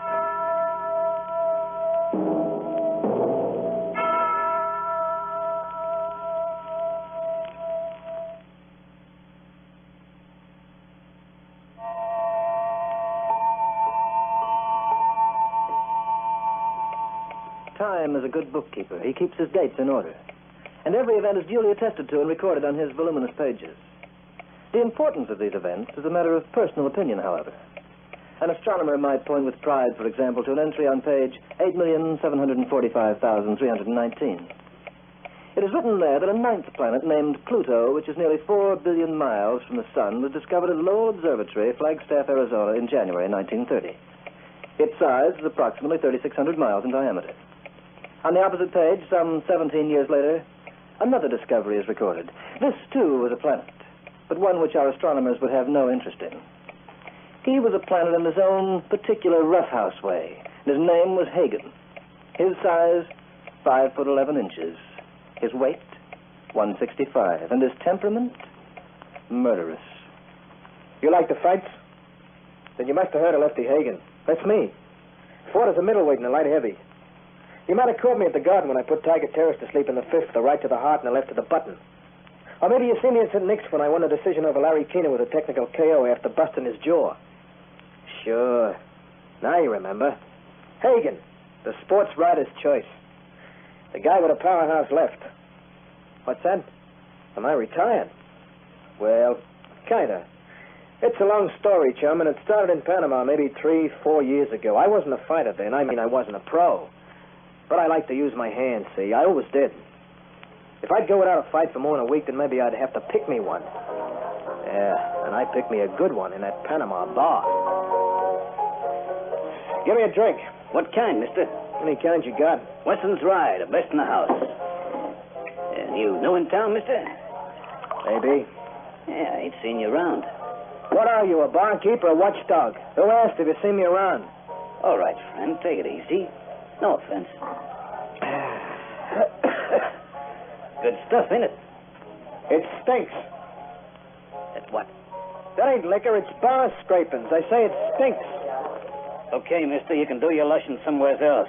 Pay up and get out of here. Pay up? For that slop? You got a case. So that's your racket. What are you gonna do about it? Pay up, mister. All right, take it out of your hide. Drop dead, you creep. Why, you... He came at me wide open. He started to swing. I blocked his hook with my right, then pushed my left into his beefy face. Fell his nose squashed like an overripe tomato. Then I finished him with a cross to his button. Watched him hit the floor. Anybody else in this flea bag want to work out? You're wasting your time, son. You want to... Wait a minute. My fighting days are over. I just want to talk. The bartender's coming, too. Give me a hand and help me lift him up. Leave him lay. Looks better where he is. I'll get the cops there. I'll put you in the clink for this. I'll fix your wagon, tough guy. It was an accident, barkeep. An accident? Yeah. Here's $50 to prove it. 50? It's different. Okay, I'll forget it, but take him out of here. Get him out before I change my mind. Just let me hammer his bridge work. This trip he won't come out so fast. Nothing doing. What? I said nothing doing. You'll come with me. Well, this stranger was a funny guy, but there was something about him that made you smile. He was short, maybe 5'3", and his build was trim. In Dempsey's time, he might have been a flyweight. I don't know why I followed him out, but I let him take me by the arm and walk me up the street just to hear what he had to say. My name's Denny. Denny what? That's my last name. Nobody ever uses the first. Hey, look, mister, you must have been nuts to shell out $50 for me. Yeah, but if you think you're getting it back, you're even daffier. Ah, never mind the 50. Let's talk about you. You know who you knocked out just now? Sure. Beer-soaked stiff. No. He's no stiff. He used to be known as Cruncher Cole. He was a heavy who fought for the best of them. So what?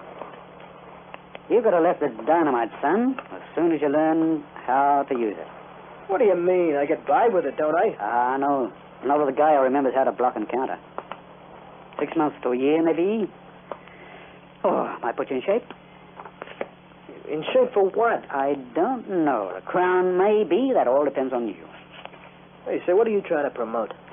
Well, I used to be a fighter, son, and I managed a few in my time. And I can tell a natural when I see one, and I'll put my chips on you. You mean you want to make a pro out of me? You like to fight, don't you? Does a baby like his bottle? Then why not get paid for it? You get to the top, you'll make a packet, and I'm the boy who can get you there. You want to stake me? Sure. But listen, if I do, you've got to follow my order. No booze, no monkey business, no dames. Is it a deal? Sure. What have I got to lose? Kept his word all right, and he worked over me like I was a racehorse in his prime. I never got along with a guy the way I got along with Denny. I guess he was the first man I could ever call a friend. In 3 months, he had me in a shape I was never in before. My arms felt like piston rods. My belly was as flat as a board. Brother, I was dying to fight. We started out tour in Frisco, where I met Sailor McGee. I flattened him in a minute and 30 seconds. We moved on to Santa Fe. Well, there's no use going over the list. You must have read about it in all the papers. Stubby Grimes was leading contender for the crown, and by the time he reached New York, the papers was yelling for a match. Then he got one with the winner to meet the champ. And there was no question about who that winner was going to be. I stepped in fast at the bell and caught Grimes off his beat. He took a left to the head and went into a clinch. And I bashed his kidneys like a tom-tom. Heard him grunt, felt him try to pull away. As we broke, I lowered my right. He put his guard down for half a second to block the jab, and I let him have it on the jaw with everything I had. And then he tore his head off, and his rubber guard popped out of his mouth into the first row seats. Went down to his knees and rolled over and took the count, and the crowd went wild. 8, 9, out! The winner, Lefty Hagen! 10 minutes later, I was back in a dressing room sitting on a rubbing table. My gloves were still on, and Denny was trying to keep the mob out until I got dressed. Then, for the first time, I saw her. She was tall and blonde and lovely. She dressed like a princess, and she talked like a queen. She was class, strictly class. From her high-heeled tootsies to the emeralds in her ears. She was just about what I'd been looking for all of my life. How she got into the dressing room, I don't know. She and her half-tanked boyfriend, but she was there. That's all I cared about. And for my money, she was there to stay. I just had to come down and congratulate you, Mr. Hagen. I've never been so thrilled in all my life. Oh, you liked the fight? Liked it? Oh, you were wonderful. Well, come on, Delilah. You've seen your gladiator. Let's get out of here. Be quiet, Kenneth. Hey, look, mister, don't you like it here? I never enjoyed the smell of perspiration and liniment. Then take a powder. Denny, show this goat the way out. I'm afraid the lady'll have to leave, too. We don't usually allow any women down here, miss. You still have your gloves on, Mr. Hagen. Yeah. May I touch your hand? Well, the gloves, they got blood on them. Grimes' blood. I don't care. Just let me touch them. She ran her beautiful hands along the side of my glove, and they came up smeared with blood. She looked at them for a second, and then wiped them with a lace handkerchief that smelled from perfume. Then, without a word, she walked out the door. Hey, what a dame. Come on, get dressed. What are you so touchy about? I just knocked us this side of $500,000 gate, didn't I? Hey, boy, was that a woman. Lefty. Remember I told you once that booze and women don't mix with this racket. Denny was worried. And for what? Can't a guy look at a classy dame without being put in a corner and kept after school? Anyway, Denny was a creep. Okay, Lefty. Get your clothes off and go to bed. Where are you going? Down to the hotel bar to have a short beer. Sure. That's you, Denny. You're always having a short beer. If you want to know something, you're beginning to give me a short pain in the neck. Now, look, Lefty. You know how I feel about you. Way more than just a pug and his manager. You're my boy. I know what's good for you. That blonde is off the list. What's the matter? You want to get her address for yourself? Now I know why you can fight so good. All your brains is in your mitts. Yeah? Well, let me... Don't answer it. Beat it, will you? Yeah? Mr. Hagen? Yeah, speaking. This is Delilah. I know. Oh, you can recognize my voice? In a minute. Why, that's charming. I'm very flattered. Hey, how did you know where I was staying? When I want something, I manage to get it. And I wanted you. Are you busy for the rest of the evening? Not very. Well, I'm throwing a little party in my apartment, and I'd love you to come. What's the address? I'm on Park Avenue. Let me send my chauffeur around to pick you up. Okay, baby. Anything you say. Will you be ready in 5 minutes? I'm ready now. Then I'll be seeing you later on, Mr. Hagen. You're not going, Lefty. Get out of my way. That dame's poison. I could see when I first looked at her.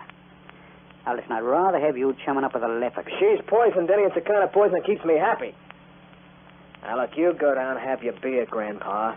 Tell you what, you be careful you don't slop any suds in that brand new tie.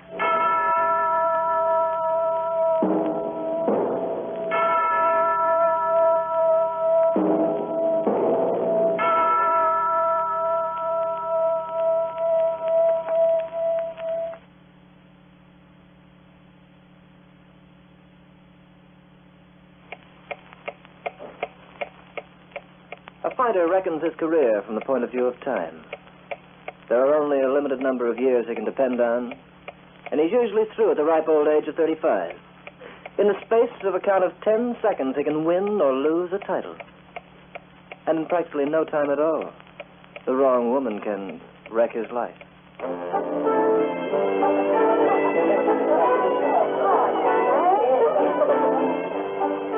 For the next 4 weeks, I did my training in the nightclubs with Delilah as my sparring partner.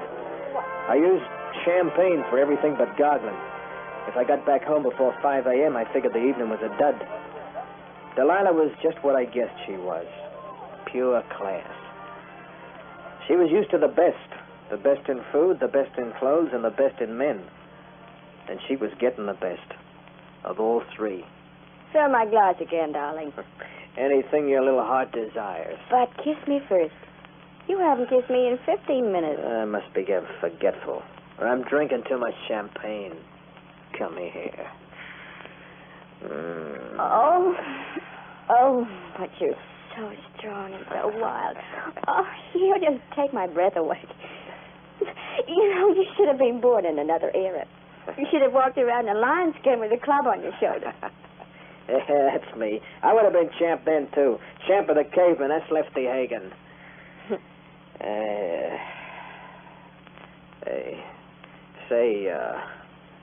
Delilah. Yeah. Whatever happened to that guy who was with you when you first came into my dressing room that night? Kenneth. Yeah, that's the creep, Kenneth. A slob in fancy clothes. Well, he's in London now on business. He a good friend of yours? No, not really. Oh. He's my husband. Are you kidding? No. I married Kenneth 4 years ago. Why, he's not right for you. Darling, sometimes a lady has no choice. Sometimes she's forced to make a compromise. What do you mean, compromise? When Father died, he left me nothing. And I'm not used to having nothing, so I married Kenneth. He has more money than he knows what to do with. Yeah, but suppose he finds out about you and me. Why should he find out? Oh, you're not afraid, are you? Afraid? I could kick his ears off in 20 seconds. Then forget about it. Yeah, afraid. What's not, darling? Huh? Freddie. Hey, why didn't you tell me you were hitched? I didn't think it was very important. Well, I was figuring on making a little proposal myself. Oh, no. Hey, what's so funny? Oh, darling, I wasn't laughing at you. It's just that it was so sweet of you to say that. It just made me so very happy. Well, that's how it is. Look, divorce the goon. Divorce him? With all that money? Well, I'm not broke. Not by a long shot. I made $125,000 on my last fight, and I'm in for $250,000 when I conked the champ. That's what Kenneth spent on his yacht last year. He's got that much lettuce? Oh, he's worth millions. And millions, darling, are what I require. What's that? What? I thought I heard the door. I didn't hear nothing. Then maybe you ought to get a doctor to examine your cauliflower ears. Kenneth. Glad to see you've been well entertained during my absence, Delilah. Oh, I was just keeping myself from getting lonesome. Didn't expect you back so soon, did you? I arrived at the airport an hour ago. I decided to surprise you. I wasn't disappointed. So maybe you're looking for trouble, mister. On the contrary. You may have my wife, Mr. Hagen, and you're welcome to her. At least you've given me the opportunity to get rid of her without having it cost me a cent. You can't do this, Kenneth. Can't I? Just wait, darling. See if I can. You've made a fool out of me ever since the day I married you, but I wouldn't give you the satisfaction of a settlement. I decided to wait until I had the evidence I needed. I have it now. Let him go, baby. Let him get out and stay out. No. He'll cut me off, Lefty. Don't let him get out of that door. You said you'd do anything for me. Don't let him get out until he signs an agreement. What? You're going to settle $5 million on me before you leave this room. You've gone out of your mind. You sign, mister, or else. Get out of my way, you cheap pug. Lefty, stop it!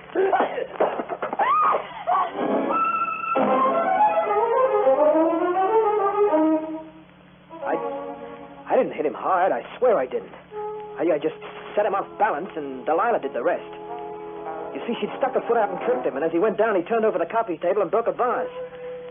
But something happened we didn't expect. A piece of that busted vase went right through his neck, punctured his spinal cord like a spike in a rubber tire. It was an accident, Lefty. Why did you trip him? Don't blame it on me. You hit him, didn't you? Not hard. He wouldn't have keeled over if you hadn't stuck out your... Lefty, tell you what difference does it make? We're both in prison. And he's dead. What happens now? We get out of it. How? I don't know yet. Don't answer that. Sit down and be quiet. Hello? Is Lefty there? Who is this? Denny, the manager. Yes. Yes, he's here. Put him on if you don't mind. He's in no condition to talk to you right now. What, you mean he's drunk? You'd better come up and take him home. Well, look here, I ought to... All right, I'm coming right up. What did you do that for? Have you gone nuts? No. I've merely found a way. And a very good way for us to get out of this.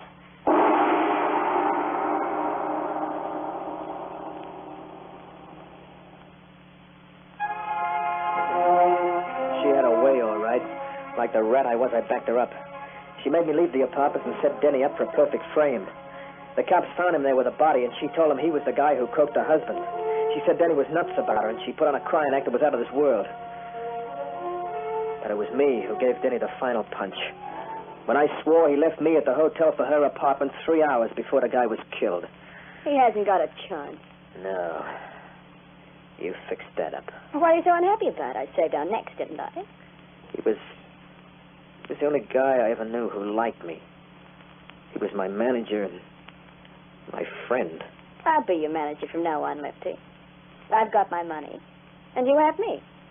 What more do we want? Yeah, we got everything, ain't we? Everything plus. Denny had already signed me for a bout with a champ, and I had to put on an act and follow through. I trained on gin and whiskey and tried to forget that Denny's trial was coming up. But I couldn't forget. My loving Delilah wouldn't let me. The night of the fight, I weighed in at 173. I was fat around the middle, and my eyes were like a couple of bloodshot marbles. The crowd was big and the gate was high, but when I stepped into the ring instead of Denny, I saw Delilah. Darling, I had to tell you. I've got some wonderful news. Yeah, what? Danny's dead. He's what? It's in the papers. It just came out. They were taking him to the courthouse for the trial. He tried to get away. You mean they shot him? No, they didn't have to. He was hit by a truck as he ran out of the car and crossed the street. Now you can fight, darling. You can fight to win. It's all over as far as we're concerned. Get out of my sight, you tramp. What? Get out. That was the first time in my life I ever wanted to cry. I was sick inside of me, and I didn't have the strength to raise my arms. You heard what happened. The champ almost tore the top off my skull with a bunch of hooks and crosses. And then, sort of like the way I used to do it, he started to chop me up. After a while, I felt like I was in a glass case with nobody able to reach me. Then the case cracked open and it started to rain. And I woke up flat on my back inside my dressing room. Lefty. What's the matter? Wake up, you lemon. Delilah. Where's everybody? Where's my handlers? I sent them away. You what? I paid them off and sent them away. I wanted to talk to you alone. Let me sit up. I don't like the way you acted before that fight. No? What's got into you? You looking for trouble? I found all I needed when I found you. Get this straight, Lefty. You're in this as deep as I am. Yeah? And don't you ever forget it. You're in it, and you're staying in it. Side by side with Mama. Yeah, you're right. I'm in it. I can't get out. We'll spend the rest of our lives together, you and me. So you may as well get used to it. I don't trust you, and you don't trust me. But a pair of cast-iron handcuffs couldn't keep us any closer. We're gonna be just a loving couple, huh? Two lovebirds sitting on a nest of bones. You wanted me once. What changed your mind? Why don't you ask me to marry you again? Why don't you propose to the girl of your dreams? Why not? Why not? So we got married, and it was a perfect match. We spent our days watching each other, wondering who'd crack first. I'm living now on sleeping pills just to get a little rest. I keep thinking of Denny all the time. And she keeps reminding me that he's dead. Every time I see her, she reminds me of it, even though she don't open her mouth.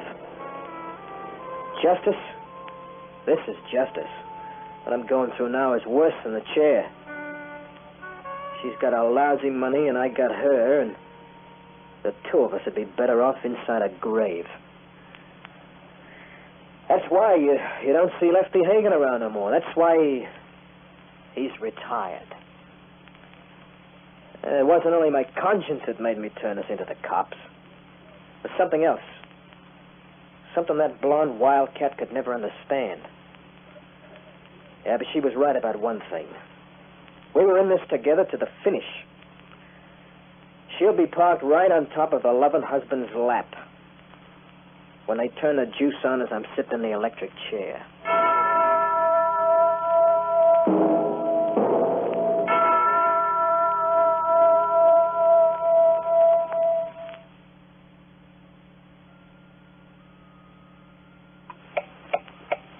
Yes, Time is an excellent bookkeeper, and his dates are in perfect order.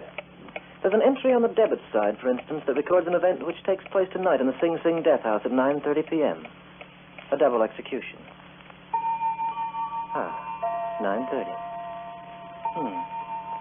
I've just marked it paid in full.